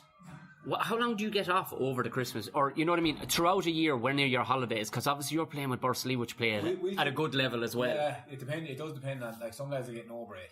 Jesus Christ, yeah. You know, the likes of the Thurles lads who have won, they've been winning county finals their most years for the last while. Like, they'll go right through, and if they, say for example, they got to an All-Ireland semi-final one year, 2013 or something like that. So that went on as far as February of the following year. Right. So they were literally training all the time with Thurles Sarsfields. Had that game, they were unlucky beaten in that game, so they had maybe 2 weeks off, and then they were back in with him. Jeez. So like that's the problem that exists like with the whole calendar year and and club and the mix between both. But like in general, I suppose we haven't been lucky enough to get to county final stage with the club, so it's kind of always been maybe we'll probably be knocked out at this stage. We're not going too bad this year. So you could have maybe 6 or 7 weeks, start in November kind of. Right. Is when you'd be kicking back into pre-season stuff. And it'd be just a program kind of like, there's no group stuff like. There'll be stuff there for you to follow. Just like running and gym work. Is there, am I totally mental? Is there, like, there is actually almost rules in place? There is, isn't there? Yeah. Depends on how long you've gone. So I think now for us, we finished at semi-final stage, so I think we could have collective sessions after like the 8th of December or something like that, or 1st of December. Okay, right. As far as I know, that's the way it is for semi-final. If it was the final, then you'd be 1st of January. Right. So yeah, there's guidelines there. So, but like all teams will be doing individual stuff, as in a panel will be assembled. Of course. You'll be given a program and say, look, we want you to try and get this, and this done. Individually, at least, yeah, exactly. Or meet up in 2s and 3s, or just train together if you can. Or, because look, to be honest, if that wasn't there, there's no way you could just go back into play, because you start playing matches in January. The very minute you get back, first week playing a match. If you went back there after 3 months off on the batter, like eating and drinking, like you'd be in some hoop, like that first forget game. about it, like you have to be somewhere right going back, or else you just face injury and all sorts, and you'll just be catching up the whole way. And the league is on you. The league is like first weekend. Jesus, it does come around quickly, like, doesn't it? Yeah, so. How tough was it to watch Waterford and Galway this year? It was tough now. Knowing full well you could have beaten either one of them. Sure. Look, you could have. Like. That's kind of always in your head. I know, but you're kind of looking at it going, jeez, I would fancy ourselves against Waterford. That's kind of the way you'd be. You'd be looking at it from the point of view of having played Galway. Yeah. It's always like, Jesus, if we had beaten Galway, we would have been playing Waterford, right? So you're always looking at it like the bridesmaids, like. So it was I was delighted we won the North final the night before, so I actually went down to the pub and had a couple of pints. Okay, so you had something to celebrate. Yes, myself, which was nice and distracting, but it is tough. Like, it's hard. I can only imagine it. Like, Jesus Christ, just watching going, those fuckers, like, because you want to win it every fucking year, like, every year, and it's just it's hard to describe the feeling of it, like, just pure. It's nearly a pure hatred, like, but not hatred, but like it just kind of like you kind of going, right. Because I was in Galway for the All-Ireland final last year, 2016. Like, you want to see the bitter heads on some of the Galway fellas, like, you know what I mean? Like, they were just sick. Yeah. But I was gigging that night, so I just had to be over there. Like, but I got over early, so I said I'll watch it there. Like, just going, well, this will be an enjoyable place to watch it. Nah, Jesus Christ, I should have watched it on my phone out in the car. That's where I should have watched it. It was the same, but Galway were in the exact position last That's what I mean. They were just going, we could have fucking done that. And I was like, woulda, shoulda, coulda. You know what I mean? Well, that's it. It's all ifs and buts. But sure, look, that's part of it, and we'll have a crack at it again next year. Yeah, well, of course. Like, I mean, Jesus Christ. Like, the only thing about we're lucky that it's so ingrained in Tipperary. Like, even after Brendan Maher retires, hurling will still be a thing in Tipperary. Like, you know what I mean? Like, that's another thing that we always try and place an emphasis on, especially for like younger players coming in, because it would have been passed on to us. Like, we're actually only passing through, like, and we're not. We don't own anything to do with Tipperary hurling. Like, we're only same way John Lahey doesn't own that jersey. You know what I mean? Yeah, exactly. So you're actually only passing on. You'll pass on that jersey to somebody else, and you're literally give it a wash first. Part of history, kind of in time. You know, that kind of course, yeah. So it's a pure cliche now, but like something that we would speak of is like, so whatever way Tipperary hurling is now, like, you should always have that motivation of like, I'm going to leave it in a better place. Yes, yeah. So like that would be a big motivating factor for us. We come in, especially my age group, we come in like tip at and we're going poor. Like, and that's something that like I'm proud of. Like, and I've no problem saying like, we added to, like, we started contesting All Irelands. We won the All Ireland 2010. We've stayed competitive throughout. To the point where people were in the other counties around Ireland were getting sick of Tipperary and Kilkenny just showing up. But I was going, I'm not fucking sick of it. No, I'm not sick of it. And you wouldn't be sick about it too if your county was in it. Like, no, you know. Exactly. And you can look at that two ways. Like, I suppose in Tip we look at it as we lost 3 All Irelands. It's like, should have won more, and you always look at it. Yeah, of course. Should have won more. You should be winning more. You're underachieving, and that. There is a sense of that, but like, like, I don't know, I'm always very hard on myself, but then sometimes I kind of start looking at it going, fuck it, like, Jesus, you've achieved a lot as well. Without the medals to prove it, we've always been competitive, and we've always been thereabouts. Yeah. You know, you can look at it in two ways, and I'm still proud of like 5 Munster medals, 2 All-Irelands. Well, they reckon the greatest game of hurling of all time was it 2015, the first final? 14. 14. Yeah. Good, good Christ! Even I met Micheál Maher down in Dingle, and he reckoned that. I mean, when he speaks, like Before that, it was gas. Like I've been involved in it since we started. They've kind of gone on about like there's been 3 different like greatest hurling. Oh yeah. All time. First one was 2009 final. Yeah. Then it was the 2010 final, and then 2014 final. All typical Kenny games. Yeah. But like they've been kind of marked as like possibly the best games ever played. Like, so like to be part of that even is fucking. In years to come when you're finished. Absolutely, You'll be sitting at the high stool. Yeah. Like talking shit about me. Ordering free pints for what you did for this county and what I did for this place. In between your stripping and all the rest of it. Yeah. I'm Henry Sellers. Will we stick a fork in it? How are you holding? Have you to be anywhere? No. I have to be nowhere now. This is chill out time. That's class. This is I never actually announced where we were. We're in the conference. This hotel has changed about 20 different times. Names. Have you been to conferences? Oh yeah, you have obviously because we saw I sent you a picture. I'll chat to these lads in the corner. That you reckon it was 2014? Yeah, I know the game. I scarce now you remember weird things, but what did you from that picture alone? Was it the haircut? There was 2 things, right? The haircut doesn't change that much, but it was the number I was wearing. It was number 7. Right. And I just knew from the jersey, right, that was that style, style jersey. And the only time I wore number 7 that year was that game. Right. Which was against Galway in the qualifiers. And the other thing was Ronan Maher was in the photo wearing number 8. And that was the only game he ever played at midfield. That was actually his championship debut, I think. Right. He was only 18 years of age. Jesus. Yeah. Mac, 19 maybe. No, he was 18, I'd say.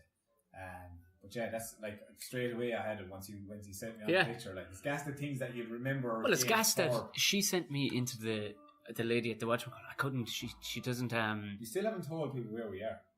We're in the Ballsbridge Hotel. Yeah. We were. This was the DoubleTree, I think, at one stage, and then it was this a Jury's as well at one stage? I think it was. I could be wrong. I know I was definitely had a conference here, very drunk. Very, very drunk. It was one of the most boring things I was ever at. It was about architecture, but such as that. It was the table I was at was good crack. Yeah. But Jesus, good God, it was some fucking teeth pulling shit. Yeah. But yeah, I got blazed drunk, so it was back before comedy. I was actually working in construction. It was just down that hall. I started walking down there, going, "Oh my good Jesus." Notion started coming back on. No, I kept my clothes on, which is rare for me. Just always bonus. Oh, good God! But yeah, she sent me to the lady at the counter. She was like, "Well, it's not too bad over in the corner if you want to just have it." So quite literally, I walked straight to the picture. Was like, no. First, I saw DJ Carey. I went, "Well, I can't sit beside this fucker." Like, good God, I can't sit beside him. But then, copped it. He's but the professional There's the other side of it too. I was thinking, how weird must it be, say, for somebody like Ryan Dwyer to go play for another county? Yeah. Because it's not like any other sport in the world where, like, I was listening to actually a rugby podcast coming in. It's called the Rugby Podcast, and it's with Andy Good and Jim Hamilton, both 2 kind of messers of their day, like 2 gas fuckers who take the piss out of their lack of ability. But Andy Good being a fat fucker and Jim Hamilton just being a big bandy bastard, but good enough to play professional. Yeah. But talking about like 10 different teams they played for. And it was only then it kind of dawned on me. It was like, Jesus Christ almighty, that would never happen. And you'd cut your fucking hand off before you go playing for another county. Like, yeah, that's it. Like, it comes back to like being where you're from. Like, and of course. But how does somebody like Ryan Dwyer end up playing for Dublin? Yeah, I don't know. That's probably a question. You should get Ryan on here. Yeah, it's an interesting one, isn't it? Yeah. Have you ever heard of it? Somebody playing for. I mean, obviously there's border towns and stuff like that. Like, yeah, like in our club, but there's a complete logical reason for it. We have 2 lads that would have grown up in Kildare, Kenny's, but their father will say was born and raised in Borris, hurled for Borris, and then moved to Kildare. But like the boys were let's say, growing up and just mad hurling, obviously, because their father was, and they ended up now coming back and playing with Borrisoleigh. So for him, that was something I thought of, actually, just that happened. Like, it was like, well, it's happened for us anyway. Yeah. And we're delighted because the boys are great players for and us. Kildare wouldn't be a hurling stronghold. That aspect of it, like, and the same lads are just like, to get on well with everyone. Yeah. They came down and like it was probably a big move to do and a brave move to do, like, because it wasn't as if they did it. They didn't do it for money. You know what I mean? Like, this is the thing. Like, it's completely like going back to where their father hurled, like, because they love the game so much. Like, it always relates back to that. Yeah. Like, so that's why the Ryan look, he's living up here, I suppose. So it was probably a logical decision, like, more so than, I don't think it was a decision based on the tradition. Yeah. It's but it's a freaky sport though, hurling, because there's no sport. I was trying to think, what can you compare to it? Because obviously there's no money involved, but it's played at a tempo that it's never boring. And no matter who you talk to, they'll go, there's no boringness. Like, you can watch every other sport, and no matter how much you love it, you go, oh, it's a bit of a shit game. You know what I mean? I switched off. Hurling, weird shit happens in hurling that you might never have seen in a game before. Like, and that's the only sport I can think of that does that. Maybe, I don't know, maybe in golf is the only other sport where I can think that crazy moves can come off in the middle of a game. Like some of those, like Tipperary were kind of, they always, in the last since your time really, I suppose 2009, 2010 onwards, some funky shit started coming off, like no look passes and stuff like that. Like, that stuff looks good. I don't care what anybody says. Whether traditionalists would go, I don't care, but that stuff looks shit hot. Like, that's what we like. You have to have a lot of things going for you to be competitive, but like, that is something that we pride ourselves on, is skill level. Oh man! And it's kind of something that has been attached to. Is that what it is then? Is that people don't? Is that in other sports maybe they concentrate too much on things like gym and media and stuff like that, whereas the skill levels in hurling, clearly, to be able to do the things they do, I see it at the level that almost American footballers, those fine statistics that American footballers like running backs have to meet. Yeah. That basically with their fingernails have to be perfect. You know what I mean? Yeah. That seems to be the same in hurling, because the fine margins are ludicrous. Like, like it's just, I suppose we would. I don't know. It's hard to explain why it is the way it is, but like, I suppose it's because when we were growing up, I think it was there before we started. Even though Tipperary are always kind of known for their hurling skill levels, like, that they always have high skill levels. Yeah. I suppose we grew up with that, like, listening to that. So you gotta live up to that. Like, you just try and build on it. I suppose you're kind of thinking, right? Well, if I want to play for Tip. Like, if I want to play hurling for Tip, I'm going to have to be fucking unbelievably skilled. That's what's in your head, like. Right, so, Like, like that, when you're practicing, then it's like, right. It's just relentless, then. You got to do that, It's probably a motivating factor. And then, I suppose it comes in, we were lucky, I suppose, in the crop, like, that came along. The likes of Owen Kelly, like, just absolute freaks. Like, Like, biggest calves I've ever seen in a hurler, like, Jesus Christ. But Owen's, like, his skill level, the stuff I've seen that man do in training. Phenomenal, like, I imagine. Oh, if there was cameras on training, it would be just... You wouldn't believe it, like, just some of the stuff, like, you talk about stuff that comes off in matches. Yeah. But if you think of it, like, people only see, there's maybe 5 or 6 championship matches in the year that you play. Yeah. But, like, we train probably many times, maybe 100 times. Yeah. And the stuff that goes on in training games, like, this touches that happen, and it's just off the cuff stuff, like, and there is times where, like, when I was younger, like, we're coming in at the start and I want to do something, and you nearly stop and go, oh my god. Did that actually happen? Like, and that could happen, like, at the moment now, the likes of Bubbles could do something absolutely outrageous. Shamey could do something outrageous. We've a good few guys. Jason Ford is another fella who has just... He's come on in leaps and bounds, hasn't he? Ever, like I saw him get a score in a challenge match this year. And it was definitely, without doubt, the best score I've ever seen. Really? Ever. Like, it was and no video of it, I suppose. Yeah, but that's it. Like, it was a challenge match against Offaly up in Dr. Morris Park. Like, and I can remember we were, like, people, like, there was anyone that was, the few people that were there, like, they clapped it, and it was just gasps out. He was nearly on his knees, and he was about 70 yards out. What? Falling. It was unbelievable, like, yeah. But even I saw, did you see the video going around last week? I think it was some leash hurler or something. Lost his hurley and I just sold it and then and kicked. Like, you're going, that's a freak thing that you'll never see. I don't care what anybody says. You'll never see it in any team sports anyway. Like, it's probably because like in hurling, you just have to go for it. Like, that's what I mean. There's almost no thought process in it. Like, it's all a lot of it is instinct. Yeah, and I suppose the training builds up that instinct, like, and all muscle memory. Yes, and, So like a lot of shit happens. Like, something could happen where you have an unbelievable touch. And it really is like, it's not as if you thought it out. I'm going to touch this ball this way and I'm going to catch it. Yeah. Sometimes stuff just happens. Like, do you know, and you could make an unbelievable catch and you don't know a whole lot about it. Like, you're just jumping into a crowd, eyes closed, hand is there, ball falls into it. You know, that kind you're of like, stuff. Sweet, thank God. Coming down, whoa. It's just, that is, as you said, stuff just happens because it's like, it is just like, take a chance. There's so much risks to take and you just go for it. Like, and it's pretty sweet though, when nowadays, especially because it's such HD cameras, like, and you get those badass jumps, like, because of course, obviously, you're at a fitness level now, which I don't think can be competed with. Like, you know what I mean? Professional sports players can only be at your level. I can't see much more fitter. The footballers now, are ridiculous level. Scary football. I suppose, but there's more bulk in. Like, I watching a game of football, like, it's tough to watch football immediately after watching a game of hurling. Ours is more like sharp bursts, like, it's a lot of bursts, like, so it is quicker. But then it's easier for the simple-minded people like me, where you just, I want my action and I want it now. You know what I mean? I'm like the modern social media style children, where I need instant gratification, and hurling will give me that. Like, there's no build-up, there's no, you know what I mean? It's just off. Go. You know what I mean? Go. Yeah, like the football is probably a little bit more slower, like, as in its build up and retain the ball, and there's probably a bit more chess involved, like, where you kind of, because you can hold it a bit and stuff like that, whereas in hurling you're just not going to get that opportunity because it moves too quick. Like. Exactly, and like, I'd say in hurling is probably a little bit more, there is more of an emphasis on like holding, as in retaining possession. Yes, of the ball.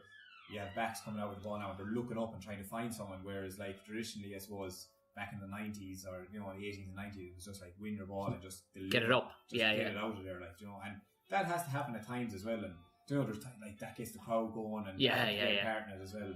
But, you know, there is a lot of time where, like, if you make a catch, right? Yeah. And you get really excited and just fucking lace the ball out, you hit it to the clouds, like, and then you have a lead Sean, you're going like, fucking pass the ball. I was right here. I was 10 yards away from that. There was nobody on me, and he just blazed the ball over. You know, that's hilarious. I just imagine you like, and he's like, dude, I was right there. I was right there. And that happens a lot. It does happen a lot. I can imagine, especially in your first few games at inter-county level, like your first few games. Like that, as we talked about earlier, like Bubbles' level of X-Man, like he was like Wolverine, like, but it was just that level of, like, can you imagine? I can only imagine trying to contain that, like, you know what I mean? You're right on goal, because and that's, I suppose, the thing about training is that you're composed, because you're not. There isn't 5,000 people watching you either. You know what I mean? Yeah. So you're having fun with your natural skills, like, but just. Exactly. You're getting some old bastard who's been to every game all his life, like, and he's calling you a dickhead. Yeah, you're like, come down, you come down and play. Like that, you know? We'd love to hand him to Hurley, that, you know, some old guy just giving you shit. You're like, come on in. Yeah. Let's see you have a go, like. Yeah, well, sometimes you'd wonder, like, is the whole exciting part, like, people like iconic hurlers were known for that kind of thing. They make a big catch and a big clearance. The Rock, like, of course. Remember that one, like, against Limerick? For so long, the commentators had time to talk about it. Yeah. Whereas now, like, a lad could make an unbelievable catch and you just break the tackle and hand pass it off. Yeah. And it's really. I suppose the drama has gone out of it, like, So, like, you know, there's a lot to be said for a big clearance at the right time to get the crowd going, to get behind the team. Do you know what I mean? Well, that's the theatre of it too, like, isn't it? Because that's what it's entertainment. It's a spectator sport. But yes, I play centre back now for the club. So there'll be times now when I get excited, like, and you launch it, like, And Dan McCormick, who hurls as well. He's the lad that's standing there with his hand up, like, going, "Why didn't you just pass the ball to me? I'm right there." Like, I'm in a composed state right now. Like, sorry, I should have passed you. Just go all it, like. So that happens. But you typically play midfield though, don't you? Midfield. Yeah. Which is your favourite? Do you think? I suppose you have those dramatic moments too. You can make the big catch, like, you know what I mean. Yeah, I to be honest, I don't mind. Like, they're different. They're very different positions. But like club centre back from the club is different centre back with county. Of course, yeah. It's just like different animal altogether. Like, yeah. I'm really enjoying playing centre back for the club now at the moment. But in saying that, I really enjoyed hurling midfield with Tip, and I enjoy hurling midfield with Boris as well. As long as I'm in that kind of middle third of like midfield. I think that's what suits my game. Right, involved. I kind of like being involved as much as possible, like getting on the ball, getting tackles in, just being involved. Like, the thoughts of playing full forward line or full back line for me, like, I have so much admiration for those guys, like, because they stand. Their patience is at a different level. Keep it together, they make a run maybe, and like they could make 10 runs and nothing coming off. Yeah. Do you know, and that must be very frustrating. Whereas, like, most of the time, if I make a run for a ball, like, out around the middle, it's going to be some... You'll probably get 2 out of 3 or 3 out of 5 kind of thing. Like, you don't have to have that same patience, like... Of course. Jeez, I never thought about, especially the guys whom, like, the likes of, when, you know what I mean, you go, well, how did Lark Corbett know to be there? Like, you know what I mean? And as you said, like, well, he's made a dozen runs to be there. Like, Maher is the prime example for me. Yes, The guy that makes... He always says, like, I'll make 10 runs and I only need 1 ball, like, to make that, like, the runs he makes, like, goals come off of it, like, you know, like, it's that direct run. Player cam would be a good one, wouldn't it? Like, you know what I mean? If they actually followed somebody like him, like, you know what I mean? They did that with soccer, didn't they? They did it with soccer, where you could actually, you could choose your player that you wanted, like, you know, but they. Then soccer can be as boring as shit too some days, so they probably got rid of it. Yeah, exactly. Yeah. But what they're doing, around. What they're doing with rugby now is they're picking a player, and I don't know how fellas hold it together, because they're picking a player and putting a player mic on him. Yeah. To see what it's. Who did I see? It was a Zebo. Zebo, and Stander is quite lippy as well, which is good. But I mean, I can only imagine a foul language that had come out of something like I remember overhearing Jerry Flannery, like, they actually had to apologise for him because he was scrumming against some. I think it was Steve something or other. He was a scumbag that played for England in the front row, and he'd actually called him that fat cunt. And it was like, hey Jerry, Jesus Christ, I have a ref mic here, like, he could be heard over. You know what I mean? It's like, to take it down a notch, like, you know what I mean? It's like, no, fuck that guy, you know. But I could only imagine, like, if somebody, you know, this is it, like, the shit that lads would be given. Wasn't there one done with the All-Ireland football final? The ref was mic'd up. Oh, were they? Yeah, the ref was mic'd up. It was Dublin and Kerry, 2015 final. They showed it, and it was brilliant, just to see the interaction between the players and the ref. Like, but I think that would be a good thing. All right, like, I mean, I know it seems to be fairly run of the mill, but I mean, refs aren't too lippy, like, and especially in hurling, it is what it is, and that's it. You know what I mean? Yeah, he doesn't seem to have an awful lot of interaction in hurling. That'd be a bit like, but probably not warrant enough to put a mic on him, like, you know. Yeah, or maybe, I don't know, it would be a good idea. Because there could be the odds. Yeah. Or whatever, like, and some refs deal with it in different ways, and you kind of, you know, like, so it's, you know, then what way, if I suppose, like, every player has a reputation, referees would have a reputation. Yeah, of course, so, you know, look, if I say Antis, I know he's going to put it up 20 yards, and you don't want that, so you keep him out shut, and if you're going to talk to a ref, then you have to be very civil about it. Like, of course, ask the question, like, what was that free for? You know, now you might say it a little bit more aggressively. Yeah. But you are just asking a question, like, a lot.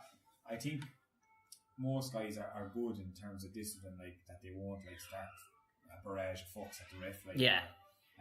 It's definitely not going to go win you anything anyway, that's for sure. Like, it's not, no, but some guys just need to do it then as well for themselves, like, just to kind of, like, release the frustration, like, you know, like, just, like, roar and shout, like, oh, fuck it, like, you know. But, no, in fairness, I don't envy the refs, like, they have a horrible job, like, because especially with hurling, like, they're making decisions, like, split-second decisions. I don't know how they do it. The beauty of going back and looking at it again, or, you know, like, I mean, it literally is split-second decisions. Like, we make split-second decisions as hurlers, but they have to make them as well. Yeah, based on, like, based on what we're doing, like, so they have to be able to keep up the speed of what we're at. So it's a tough job, like. That's the thing I can never understand. Like, I mean, they're few and far between these days. Like, but there used to be a couple of lads that had a few bellies, an old belly on him. Like, you're going, what?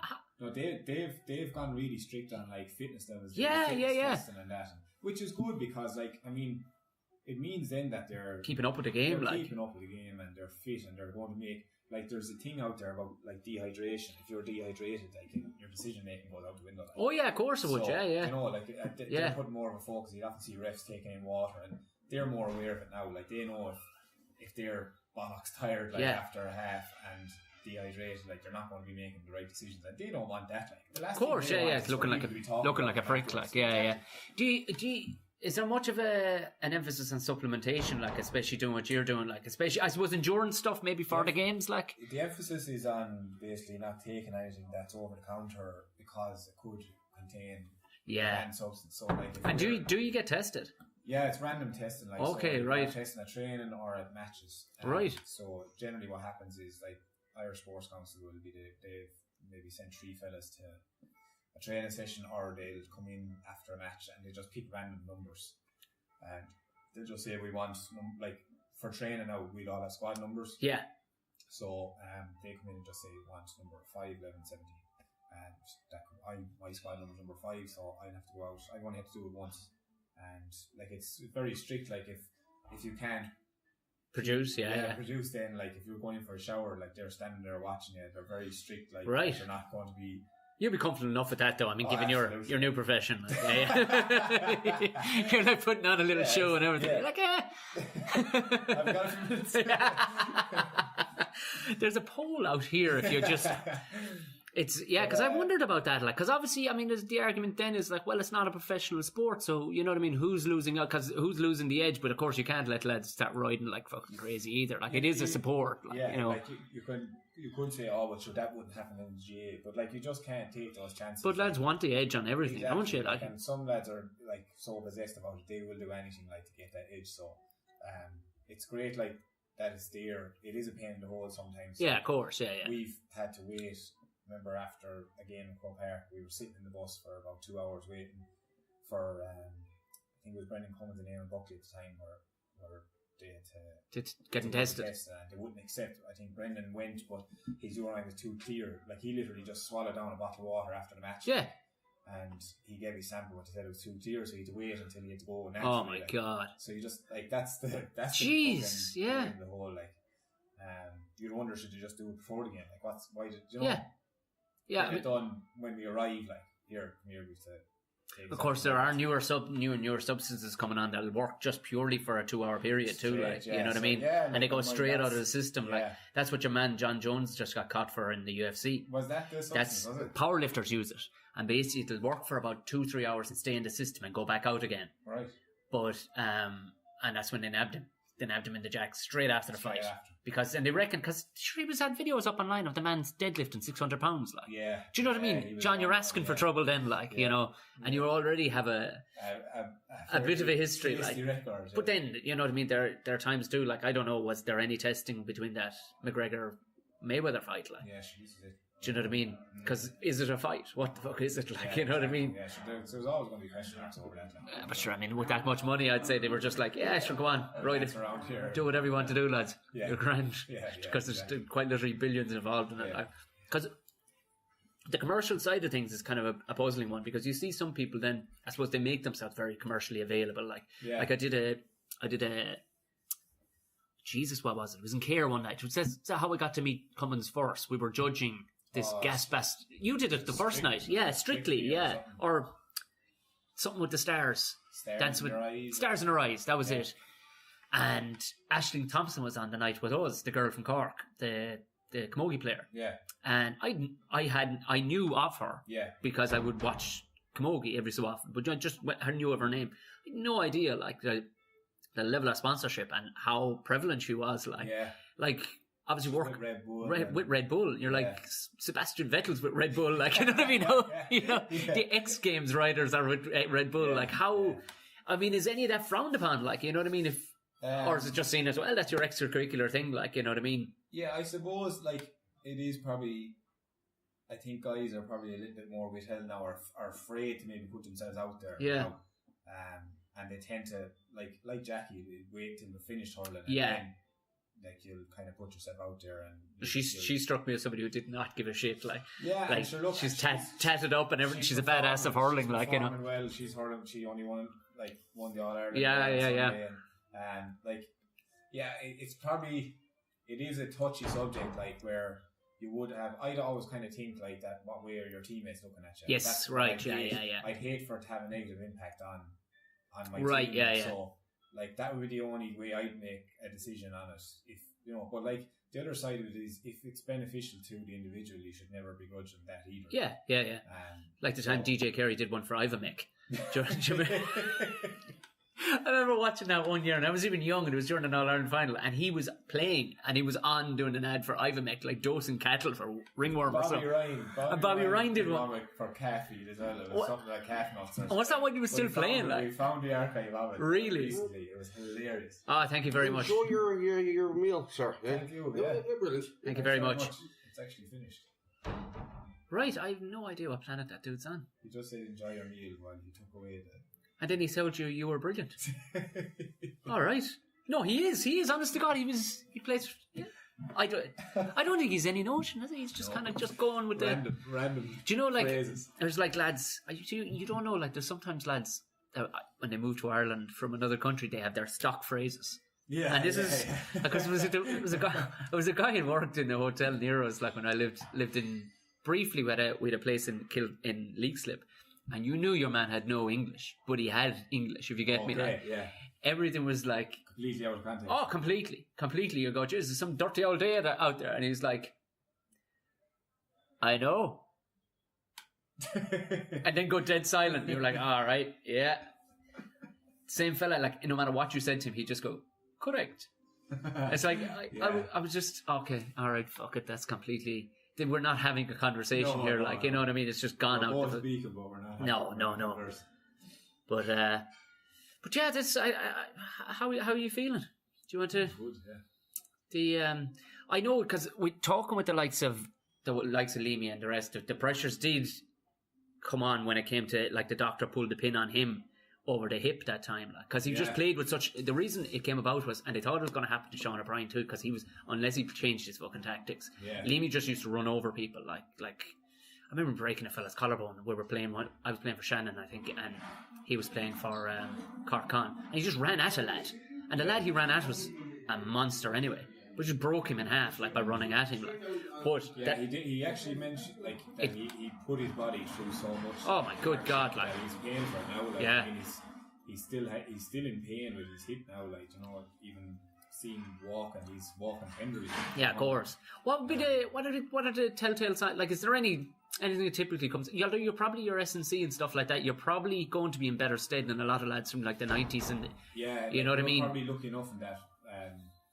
There's an emphasis, like, we were kind of caught in the middle.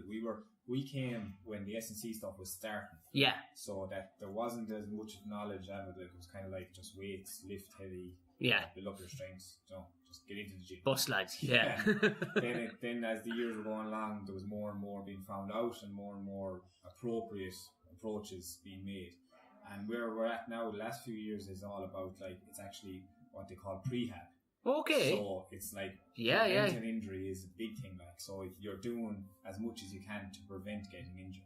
So you're not going to the gym necessarily, like, all the time to get strong. Yeah. You are going to the gym, but, like you say, you could be doing a session like a prehab session where it's just like doing some core exercises, some mobility stuff, and some flexibility stuff.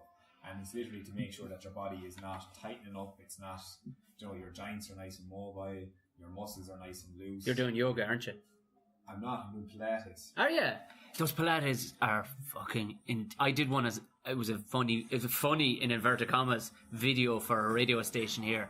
I had no idea how intense it was going to be. I thought, this is what pregnant women can do. This is fine. It's tough going. And your one was like, she's going, like, one of their main contracts at the minute was with SPG, the MMA gym. Like, it's like, okay, there might be something to this. Jesus, Mary and Joseph, like, it was. There's the thing on all the cables, like, it's. Oh, the Reformer. The Reformer was what she put me on first. It was like, oh my good Christ, above, like, but it's. Inside out. Yeah. My girlfriend is a Pilates instructor. Oh, is she? So she runs classes. Like, some of the stuff, like. It's intense, like, isn't it? There's different levels, obviously, you have beginners and, like, kind of intermediate level, and then advanced stuff. And the advanced stuff is just. Like, you'd be sweating doing it, like, your body, you're trying to move your body into positions that is just not. Like, but it's so out of your comfort zone, like, isn't it? Like, yeah, but it does make a difference. Jesus, like, and I would notice if I'm not aside from Pilates, if you're not working on your mobility and flexibility, that you can feel yourself tightening up, and your lower back is starting to sore, or your hips are starting to sore. Yeah. Like, you can imagine then over time, if you weren't to look after, like, what you're going to be like after 10 years of hurling or 10 years of that kind of punishment.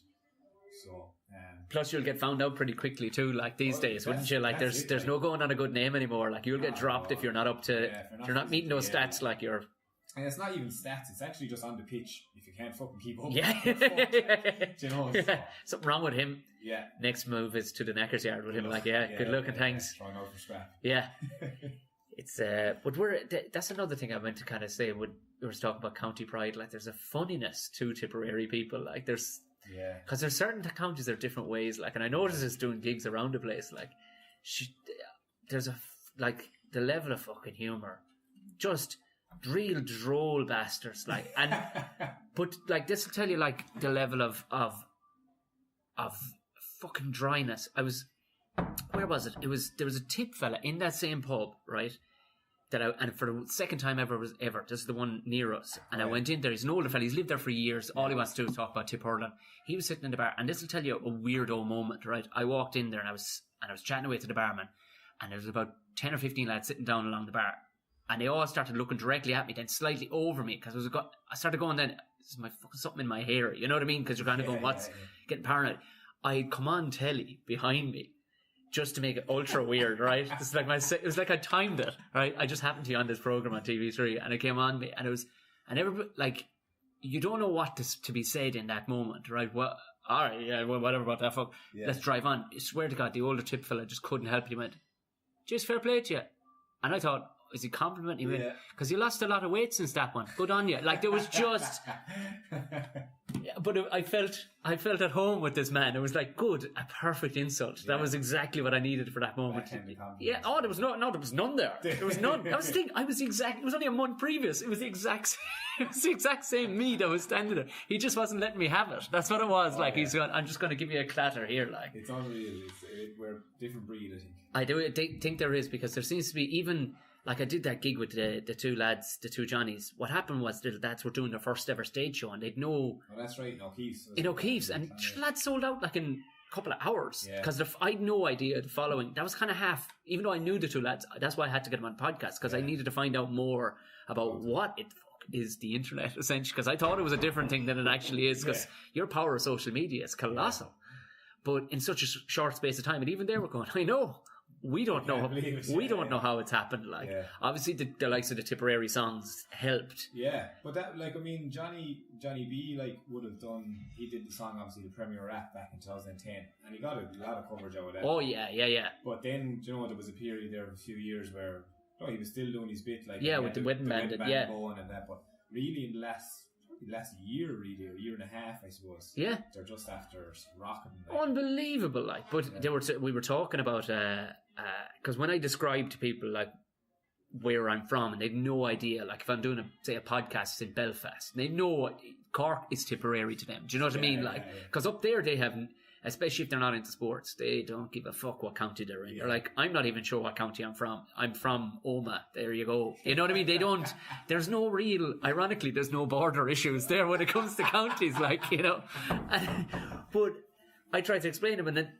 The last one I did with he's a mate of mine from Belfast, and it's a popular podcast now, his one, but he was like, what is it about you? Because anybody I've ever met from down your neck of the woods is kind of half fucking mad. Yeah. And it's coming from a fella from a rough part of Belfast. I went, look, I'll give you a perfect example. And he had the laptop and everything was linked up through the whole lot. I said, have you ever heard of F and Eddie? Oh my God. Yeah. You did not show him it. I had to. I went... So I showed him just a quick clip, and I thought he was going to burst a vessel in his fucking forehead. Like, he was laughing that hard. It got to the point where it was like awkward because it was just silence. It was just him going. Trying to catch his breath. It was just, it was gone. Like, and it was like, folks, is the podcast still going here? Do you know the awkward moment? And he came back around. He went. So, what's the relation to this guy? I said, he's from about 5 miles away from me, and just to make it even more entwined in my life. His brother was my school principal. Oh, jeez. And he went, yeah, okay. okay, if he is a functioning member of society, then Point proven. It got it all. Grand job. I love that DVD, FNL's. Oh, do you know, like that? Like, it was I remember when I was working in construction, we talked about, I was living in Cork, and the boss man was fucking mad for hurling. Like, he's still, in fairness to him, he's 41 or 2 and he's still hurling with Air Oak down there, like. Yeah. Or was it Air Oak? They're out near, it's another one of the Air Oak. You know them, there's an Air Oak in every county kind of a thing. Are they Aaron Zone? They're out near Aaron Zone. Yeah, they're out near beyond Ballincollig. Anyway, he was still hurling for them, like, but he was talking about, he said, Jesus, he says, and you're near the F and Eddie fella, like, you know, and I says, yeah. He says, do you know, he says that when I was in America, he says, back, he did his J1, like, back in the fucking, like, early 90s, like, he says, they used to charge $20 a head in New York bars and say, they'd have the tape. This is how things went viral back then, physical tapes, right? And he actually had the tape, or a bar would have the tape, and they'd charge $20 a head to say, playing from 8 o'clock tonight. And one of the wildest games of football you'll ever see, like, it's just all over the shop, like. The Bear Habit. But it's the non-football bits are hilarious, where he's, like, talking to somebody in the fucking middle of it, like. My favourite part is when he asked your man for the drink. Oh my God. Along the sideline. Oh my God. Give us a drink of that. She's dying.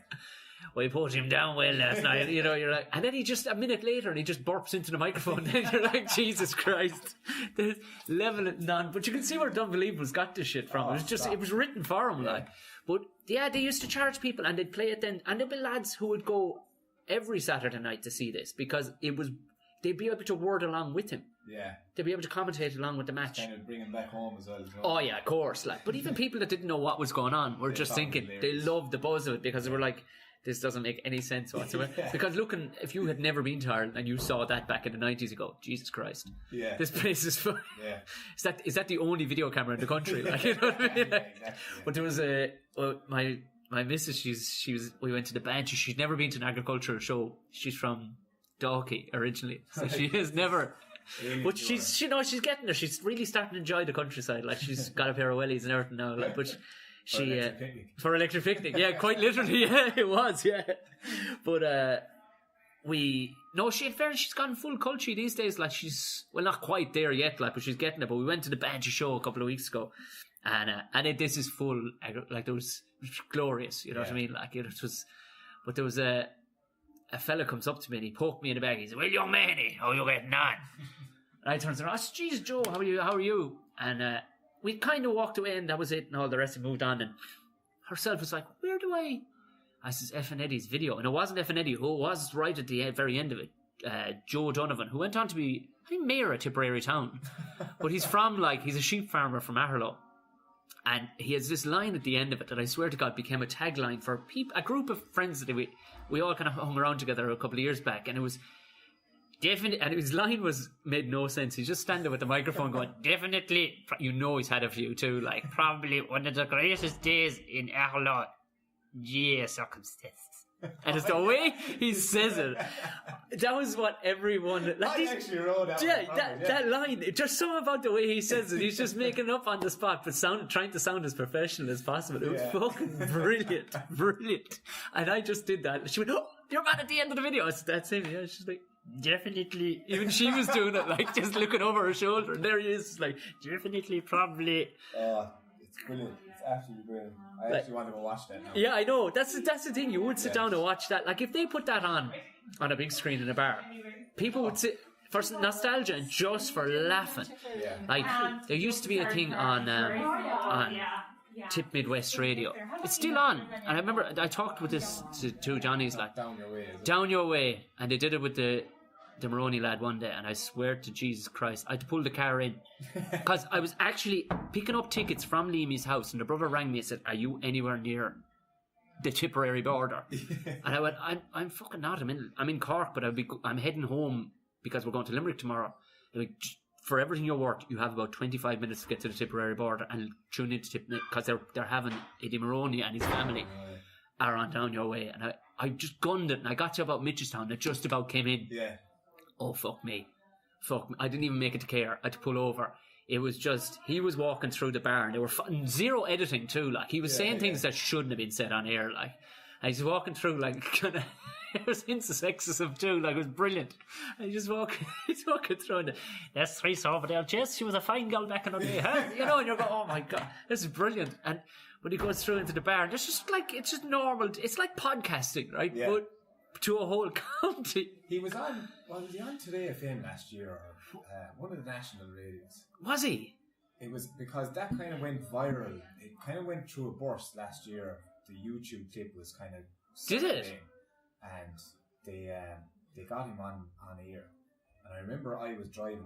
Our business at home, we had a truck business, right? So I'd often during the summers when I was off, I used to drive to Tipperary, like they were tarmac and that. So oh yes, yeah. I can remember I was on a job in Ballingarry in North Tipperary, right? And it came on, and I had to pull over the truck. I was laughing. It's just like you said, like, you could not. I just know the intensity of how funny it would be. It was unbelievable. Like, and I remember trying to steer the truck, listen, and trying to like ring my brother Sean. Oh my God! Yeah. Like, get on this quick, like. Oh my God! Oh, it was just unbelievable. Like he is like. And that was our so funny, just like in a normal conversation. I remember he was King Dingaling back in the day, right? Because it would have been, I would have been in first year in school maybe, like. And I remember he used to drive a milk truck. I'll tell you a good one. We have contract with Tip Co-op. We collect milk from all the farmers. Yeah. And I must have been only 11 or 12 because I was wearing my primary game jersey, right? Oh, yeah. My outlet. And we were down into the co-op one too. And I knew Eddie, I knew who he was like, and I saw him at a distance. And I was just sitting in the passenger seat of the truck. And next thing he made a beeline, and he saw the Tip jersey. Right, yeah. And he opened the door. He had never met me before. Literally, like, nearly dragged me out of the seat. Like, to play a bit of hurling. And I was shitting it. Like, I was like, who is this old man? Like, I was like, Eddie is talking to me. What am I going to do? Like, little did he know he was the crossover between the future Tipperary captain. He could to play a bit of hurling. Yeah. As it turns out, I'm fond enough of it. Yeah. Oh, Jesus. Yeah, but that was my first time meeting F and Eddie. I remember him, but he came up. He pulled the truck in at the school one day, and I wouldn't mind. In fairness, I'm over egging it. In fairness, to say that his brother was our principal. He definitely was our principal, but he was in no way like that. He was a very serious man. Yeah. But you knew there was kind of powerful crack behind it. You know that kind of. But you also knew he'd drop you with a fucking punch. And he'd only ever hit the country lads, like, because I got a couple off him, like, but not an error. I mean, he was a big bastard, like, but he would. You had a fear, but the right kind of fear. You knew it wasn't like, oh, I'm frightened of him because, you know, psychologically he's going to maybe ruin me. He could fucking drop you with a punch, and you knew because it was the mid-90s and you're from the country, you were never going to tell your parents anyway. No. But you get another one if you do. Yeah, exactly. Yeah. But because he's again only Aherlow back the road from where we're from, but he I remember F and Eddie pulled up the truck anyway down out of it, right? He'd some business in their school, right? And he pulled on he was wearing a vest walking in like John McClane, right? And he pulled a leather jacket on over, and I swear to God, the swagger, to this day I don't care. There are porn stars who do not have the confident swagger this man had. He walked in, I swear to God, doing long before Conor McGregor had the Billy walk. This guy wandered in, he was like, King Dingaling, like, because the video was ripping at the time. He was the only viral thing at the time in the way. He was like the world had seen him at this stage, and he was just strutting down the corridor. And I remember thinking, going, how I could not wrap my head around, because at the time you had no idea what a celebrity was or what a star was, because we weren't being subjected to him, like, you know, because kids nowadays they know every celebrity there is. You know, you knew there was Madonna and there was fucking, you know what I mean, and F and Eddie, that was it. What a crossover! What a crossover! F and Eddie, oh my God! But yeah, I remember the depths of winter, driving past her. Yeah, I was only about 17. And it was like -2 outside. He was like the madness of the man too. Like, he was mowing the lawn with no shirt on at all, naked from the waist up. You're like, that either takes a hard bastard or just tons of confidence. Like, because he wasn't exactly ripped either. You know what I mean? Like, didn't give a fuck. Didn't give a bollocks, like. And just to give an inkling to people worldwide, like, that's where I'm from. Is that kind of character? That's Tipperary. That's Tipperary. Yeah.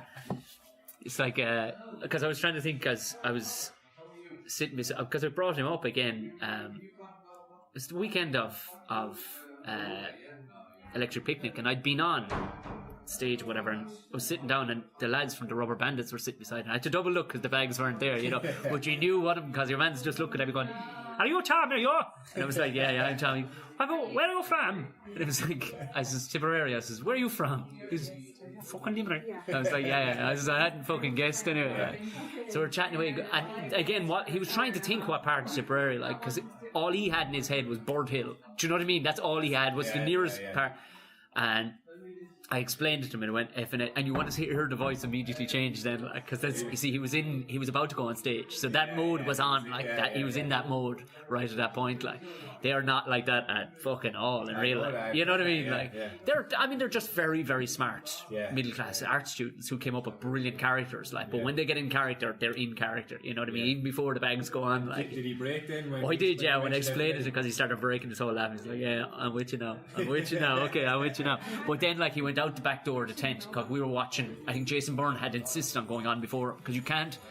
There's only a fool would try and follow them. Yeah. You cannot go on stage, because you'll just steal every ounce of life there is in the room gone. Like, you know what I mean? And they came back in. It was just all of a sudden they were back on. Like, "Where are we from?" Arms all over the place. Like, it was just the way he was saying it. It's like, "Where are we from?" Even the missus was sitting beside me going, "Jesus Christ!" You could, from 300 yards away, you could tell who that was. Like. Do you know? Because it's just the gangliness of him. Like, but yeah. To put, like, he should be on more, because the two lads, you see, we brought it up with the two lads about the F and Eddie, because how did they have him in the video? Yeah, because they had him in one of their videos. They were like, "Jesus Christ, man, we planned on using him for about 40 minutes of footage, or 40 minutes of filming, and maybe get 30 seconds of footage out of him for the video." He was like there for 7 hours, and he never came off that 9,000 revs mark. Like, he never came off it. Like, it was just like the engine was roaring like the whole day long. They've never met anybody. The two lads are just going like we perform, but this guy is just like, it's, you can call it a constant performance, but that's just him. That's him, like 24/7. Savagery, just pure. There's nothing good on it. It's like, you can't, like, Jesus, I don't think I've ever met anybody like that. Like, I just, even the bandits, like, who perform for hour and 2 hour sets, like, even they have to shut off. You know what I mean? It's a character. I was just like, wow. He's an unbelievable character. I tell you, I'm going straight onto YouTube. Yeah, I know. But there was even a point there, I remember that somebody had made sound bites, where you could actually download sound bites. And this is back when, remember on mobile phones, they were still like flip phones and stuff, but you could buy ringtones. Yeah. You could buy ringtones. Somebody smartly had created an MP3 that you could download onto your phone. And I remember one or two lads had like bollocks of a ref for text messages. Like, I mean, there's no better notion. I remember thinking, that's a fucking genius idea. Whatever phone I had wasn't accepting it anyway. Like, straight out of the feeling hall. Because the girls, my two older sisters, went to school with his daughters, like, and they were just dying with embarrassment. Like, they did not realise the level of legendary, because other people weren't laughing at him in a piss take. They were thinking that is some of the funniest shit. They thought he was just a genius. Like, the fact that we're still talking about that. Yeah. That was 1992. Yeah. Fucking hell, that's like, there's no games we're talking, and it's not even a game we're talking about. It was just mother God. Like, anybody I've told the story to falls around laughing. Yeah. Like, when I just did the voice after that, like, he was like, "What's he?" Because Colin, the lad from Belfast, he couldn't fully understand what he was saying. Like, because they'd buried his father-in-law or something the night before. There was a funeral. He was talking about, we put him down well.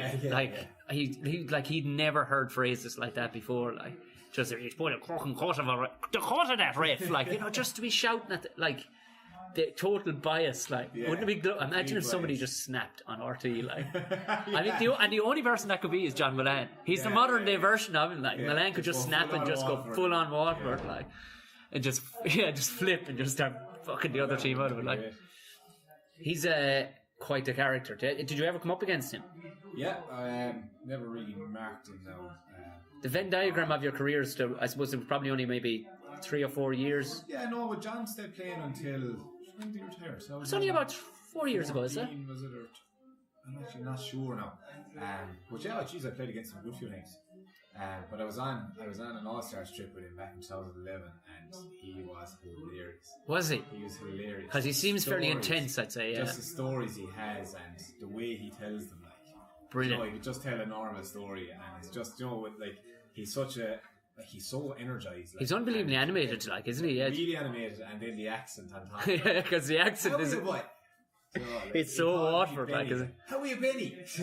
He just, I'm assuming your nickname now, yeah. Like, he's hilarious, and he's a lovely fella, like, you know, like, he's just great company. And I remember that trip, he was really popular, like, the whole place was just. Yeah, I can see that, alright, yeah. His hand, like, I remember he was giving Sheedy grief over the finger wag.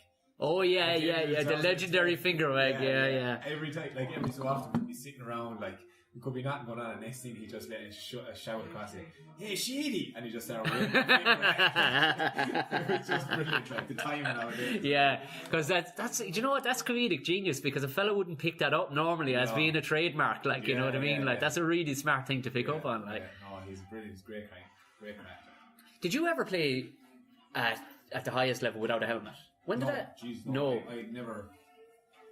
My mother, I suppose, was always like, used to wear. Yeah, you're wearing a fucking helmet, yeah. And I always wore a helmet with a face guard. But like, I look back on all games and like, how did you go out? Because Milan played without a helmet, like, for a certain period, didn't he? Like, complete disregard. Now, like, there's certain disregard for your body when you're playing hurling, like. Yeah, obviously, yeah. To take belts, like, but you're just your head, like, yeah. Like, it's unbelievable. I remember Carey saying, like, he only put a face guard on the helmet because he went blind. Yeah. You're like, Jesus, okay. That'd definitely be time to put a face guard on your helmet. Like. It's one of those things where it's only when the rule comes in. It's like the smoking ban. Yeah. Everyone was like complaining about it, and then it comes in like, fucking hell. Thank God. Yeah. With smoke, like, and now it's like the helmet thing is like, how could you play without a helmet? That's the thing. Yeah. When you think about it, like I couldn't imagine going out onto the pitch without. Again, I'd even be conscious, like, before training, poking around, like, because we sitters flying everywhere. Yeah. And like, you'd often take a ball on the head or a crack, and like, it's fucking sore thing. And that's just a stripping job. Like. Oh yeah, that was a bad start. But like, it is like, I don't know, I just couldn't imagine going playing without it. And like, some lads have had bad injuries, like, which is the other side, the serious side, like, where guys have had serious injuries. Well, if you imagine any fellow who's played at inter-county level without a helmet, their head just must look like a slitter with stitches, like. Yeah, do you know? Just scars everywhere, like. Because it was only the lads. Again, there was the two Johnnies we were laughing about. They were talking about the powerhouses that, like, of old. Yeah. By that they meant, like, lads that were fond of the pies, but could still make county, like, you know what I mean? They were like, he was mentioned, and I think John Carroll, that was what Smacks was saying was his favourite hurler of all time, because he could aspire. You know what I mean? You can relate. You can relate. Like, it's hard to relate to a guy with, like, because who were talking, like, Lee Chin just walking around with no shirt on ever. Yeah. Do you know what I mean? Like, yeah. But that's something that's lost maybe now in the, like, today. It's hard to relate to players because you don't actually see the true kind of. You don't see any fat lads. You don't see any fat lads, like, you know what I mean? It's all like, everyone's fit and everyone's skillful and everyone. But then you kind of you do want to see the best of the best playing too. Like, if some lad did wander up, like, with the arse half hanging out of his shorts, like, you'd be going, come on. Yeah. Right, we're not winning this year, so that's the standard. Like that, it's just, people get very demanding. Yeah. I suppose there's a lot of pressure in that sense where, you know, like, if you don't perform, it's bad enough to deal with it yourself, but like, you are going to get a serious lambasting from the tip public. Like, I can only imagine, especially with social media too. Like, you know what I mean? It's the longest time, like, waiting around, like, after the semi-final loss. And in fairness to the public this year, it's probably been maybe a more positive response than we've had in previous times. But given too that Kilkenny were gone as well, like, and it was too, because I think because I was wondering about this too, and I was wondering because the circus had definitely changed. The circus now wasn't for fuck's sake Kilkenny again, like, or for not Tipperary, but the circus had moved to the fact that Waterford were in the final against Galway, which had never happened. So now everybody's attention. See, people only have a certain amount of fucking giving out in them. Like, if they're watching that thing happening over there, they may forget that Kilkenny and Tipperary got knocked out earlier than they usually do. Like, you know what I mean? Yeah, exactly. Yeah, but this year was probably, you know, people kind of, it was a defeat where people were kind of going, Jesus, fair play to you, you gave it everything kind of thing, which is unusual. We don't normally get that. Like, Yeah. When we lose, like it's like What the people either say nothing to you, or Yeah. hear remarks being passed, or you know, Yeah. and that's the tough part where it's just like you so much regret yourself, and then you have to listen to. Yeah, I mean, but there must be an element in the back of your head where you're going, you couldn't fucking do it. Do you know? Well, like you can't. I know you can't ever say it. Like, you no, can't. but to be honest, like it's not even more thinking because. Yeah. That's like I remember one of our coaches before. I won't name him, but he used to say that about people. Like he said, like the only people like that you should ever listen to is the people who have been in the arena themselves. Like, who've actually experienced it themselves. Like if somebody. It's a valid point. Like if I the mean, likes of an ex-player, like if the likes of John Carroll come up and said something to me, like and said something negative to me, it would hit me. Like, because it's coming from a guy who's experienced what I'm experiencing now. So like it definitely, you just have to kind of like whether you laugh it off or just kind of try and block it out. But I don't try and block it out because I don't think it works, because I think it just goes into your subconscious. If you try and create a block, like so, I just kind of accept it, and I'll either use it for motivation or I'll actually genuinely think about it and go, do you know what? There needs to be something done here. Like he's right. Yeah. So because a lot of the time when someone says something, it might come across as just like giving out, but there might be something in it where you kind of go, Jesus, do you know what now? If maybe they if spotted it, yeah. Maybe if I did a little bit more research, like I would be better off for it. Yeah. So it's just kind of accepting that it's there and it's going to happen. And had you always like, are you like you because like you are a senior player now, given that you were captain and everything, like, but were you ever kind of looking at somebody else on another team going, I need to be better than that guy? Because I remember asking Cummins about this, and he said Damien Fitzhenry, I had to be up, I had to be beating him. Yeah. He was the benchmark. And I said, like, really? I said, he's one of the most unathletic players. I said, gifted, but like he was pretty out of shape looking. Because it didn't matter. Yeah. The guy just had it all. He goes, he didn't fucking have to. That was what killed me. He says, and I had to be better than him. Like when I was just about to come on to the senior panel, the guys that were like for me like a midfielder, kind of was looking at midfielders. Derek Ling from Kilkenny. Okay, a monster midfielder. Just the athleticism of him, and I was actually like, you know, you was thinking like, I could be marking that fucker now, and you know, and so. There was a few different. Chef Fitzpatrick was after Earlier of the year in 2006, I think it was. Jerry O'Connor was kind of coming towards the end of his days, but like they were kind of the benchmark at the time, but then they all kind of retired, so there was kind of this new period. Yes, you know, yeah. But like for me, then it was the likes of like when you come up against Kilkenny, Michael Rice, Michael Fenley, those lads. Like, You were always, to be honest, like no matter what team you were playing, you were always coming up against somebody who could potentially beat you on. Yes, the yeah. So there's no room for error. Like there's no room for being off and still beating your man. If you're off, you're off. That's it. Yeah. So that's the competitive. That's the nature of the beast. Like so. And to be honest, like club hurling, I think is nearly at that stage now where if you're off any bit at all, like you're found out. Like, do you know, like if I'm off, I know. Like if I'm off in a club game, like it's noticed. Like, do you know what I mean? Yeah. Whereas maybe you would have gotten away with being. Yeah, there's no winging it now. Like there's no, absolutely not. It's just the level. It's probably the skill level and the pace of it. Just you cannot.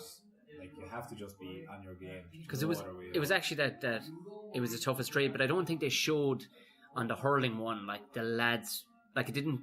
I think he was more the spectacle, you know what I mean? Because it was funny to bring this lad over because he'd gone from any, you know what I mean? He was gone from any sports for a good while. Like, but I watched the football one with Shane Williams. Did you see that one? I did, and Murphy. And I was like, Jesus Christ, these lads are.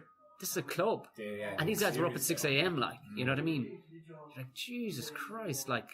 Yeah, like I hope that's not the case around the country. I don't think every club is at that. I know we're certainly not at that. Like, we train Wednesdays, Fridays, and Sundays, like with the club. And look, but the one thing we did introduce probably more of this year was the little bit of gym work. And just making sure lads were physically right, and it has made a difference. Like, there's no doubt about it. Like we had a couple of poorish years, and this year now we're after winning a divisional title, and we're hurling well, like, and there is a lot to be said for it. You talked about it too, like overtraining, like, you know what I mean? You can just go into the gym 6 o'clock in the morning and then train in the night time like that. Body, like there's times where, and I've only started doing it probably the last couple of years, but there's times where before I would have like fought through it and like, no, fuck, Yeah, I want to yeah. do something. Whereas now I would say, you know what, now I just need to rest tonight. Yeah. I just stay at home and just lie down and rest and, or, you know. Well, it does make sense, like, because there's only so much in the tank for Saturday, like, or Sunday, you know what I mean? Like, yeah. A lot to be said.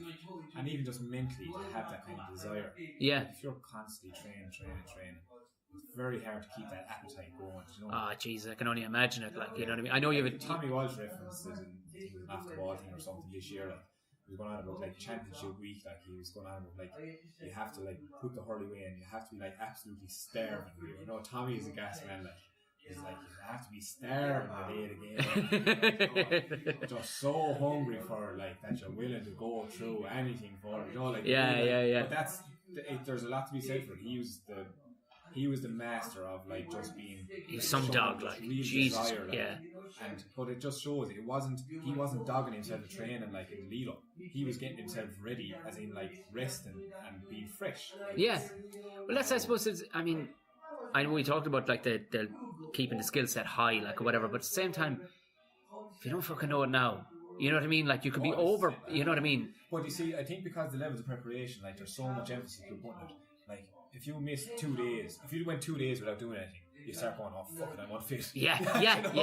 That's just your mind playing games with you. So you actually have to like just kind of like plan it out. I'd be kind of strict in that. Like I would lay out like that. I'll do X amount, like, but I'm not going to do any more than that. Yeah. Like I know what works now. Kind of, you know, I think I have a good handle on like if I get this and this done and lead up the week of the game, my head is right then for the day. Like but you just need to make sure. The one thing I need to make sure is that I haven't too much done. That I'm like nice and like fresh, like the day of the game. And you got something in the tank still, like yeah. And it's hard to get it right. I can only imagine, like you know what I mean. Any small thing you could twist it off, then you're like, oh. Yeah, but that's the challenge. Like that's the challenge. What was it like? For captaining? I mean, it's hard enough. I mean, it must be like the heightened level of anxiety / excitement and all the rest of it must be unbelievable playing for county, like. But Jesus, somebody turns around and goes, "You're captain now as well." Yeah. I mean, was there other lads that could take a burden off some of that, like, or was it? I know there was. I'd probably say the first year was tough going because we were after coming off a bad year. 2013 was a bad year, so the morale was bad, and guys, we were going through a transition. Yeah. The likes of Owen and all of those, that so we're retired, like yeah. So it was kind of like they're finishing, and then we were the next kind of pack of players, like so the likes of myself and Porrick and Noel, and that age group. Yeah. So I found it difficult changing from the middle kind of lads that have been around for a few years, right? to a senior player kind of per se, and I was still only 25. Yeah. So like that was a tough transition, and I think the other lads found that hard as well. And I found the first year of captaincy tough, where I was actually I was trying so hard to get the group going again. Of course, yeah. That, you know, like I ended up like I think I got an all-star that year, and I hurled well, but yeah, it was tough. I found it tough going, like, you know, I really found. Well, is that it on top of your training right now? Yeah. But then, like, once I got through that year, I kind of felt a lot more comfortable in it, and after we had a decent year. We got to the final and was beaten in 2015. 14.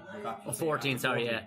So the morale was lifted, and you know, there was a good group. Things were clicking then at that stage, of course. Yeah, that's kind of where that group that's there now, that's where it all kind of started. Yeah. So 15 then was fine, and was lucky enough we won the Munster final that year, so that was the first trophy I got to lift as captain. That was brilliant. We were beaten semi-final by Galway, rolled on into 16. Then to be honest, I didn't expect to be captain in 16. Yeah. I thought they'd change it like in 2 years. I was thinking, look, I've got 2 years and now it's time for someone else to get the opportunity. But Mick decided to just stick with it, and Jesus, I was delighted he did, because things wouldn't have turned out the way it is. I mean, you didn't thank him for him, obviously, in the end, you know, because I didn't actually. Still haven't. So that's a call I have to make. But no, so like it was great to get the opportunity again, and it was great. Jesus, it's such an honour. And Yeah, of course, being yeah. from Borrisoleigh then as well, I was the 4th winning captain, which is like... Really? Yeah, so there was 3 winning captains from Boris before me. Oh, that's class. So there's a cool... Had either one of them had any of them captained the minors though either? No. There's only 5 people ever to do that. So like, that was another thing. I actually got a lovely gift from a guy, random enough now, but a guy from Tipperary sent me this lovely slate. And I think he had something called the Famous 5, and he had the pictures of all the... Oh, really? Brian Cody is one. Brian is as captain minor. Right. There's a Sean Condon from Cork. Tony, what is it? From Tip. There's 3 Tip men. Jimmy Lloyd. I actually can't remember. There's 5 guys in it. Right. And I'm the latest one, obviously, to do it. I was the 5th, so that was like a nice little piece of history to be associated with as well. But the big one for me was the Boris one, because what they did in 2014 when we got to the All-Ireland, there was this mural done in a bar. Staples Bar, it's like the hurling. Oh yeah. Like, it's the one that turned up on the TV show as well. Yeah. And there's a big mural done out the back, and it has let's say there was Jimmy, Finn, Sean Kenny and Bobby Ryan are the 3 winning senior captains. Right. Paddy Kenny would have been a minor winning captain, and I was up there as a minor winning captain, right? Yeah. So there's 5 of us up on it, and they have like the roll of honour, and it's like 1949, 1951, 1989, and it has like 2000, and it has minor then, and it has like 1947 Paddy Kenny, 2007 Maher, and I was just kept looking at the senior one and the 3 names others, like I want to be on that list, like. Yeah. And that was a huge thing. I kept thinking about that, like. That's class, yeah. I'm really close to the family, so I'm in there quite a lot. Not drinking, like, just to clear that up. But like, I'm in there quite a lot, so I used to constantly see it. Like, this podcast has been brought to you by Stephen's and you talk about PR. Well done. Yeah. That's some move. But, Jesus, yeah, I kept looking at that mural, and like when that was one thing that struck me then. When I was coming back to Boris, it's like, fucking names. Get out your paintbrush, lads. Like, get out your paint. It was white. I was like, get out the tip. I'll do it myself. But yeah, so that was as much of a thing for me as anything. Like, yeah.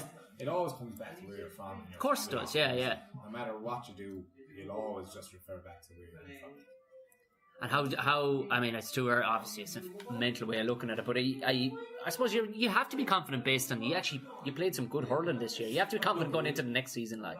Look, we know that if we can get hurling well, like, we'll have a good crack at it. Look, at the end of the day, we got to the league final this year, went shit, but it is what it is. We still performed well overall. Yeah, you actually did, yeah. We were beaten by Cork, but we recovered and got to the semi-final. We were a point away from a point off the eventual Ireland champions. So people might look at it as a bad year, but like we were very close. Yeah.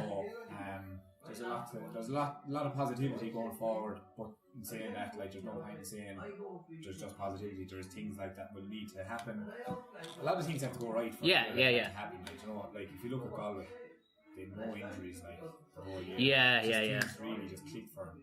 And the challenge for us is to get to their level, and Waterford and Cork and Clare and all these. It's kind of blown wide open again, hasn't it? Like Wexford have started firing again. It's great, like, and it's great to be involved in hopefully what is going to be a good era for hurling, like, well, it must be more rewarding not to absolutely bait somebody out the fucking gate, like, you know what I mean, to actually beat him. Do you know what I mean? Actually beat him. Yeah, no, obviously. Look, I'm saying this to the general public, Brendan. We both know you're a lunatic and you'd love to beat everybody by 20 goals, right?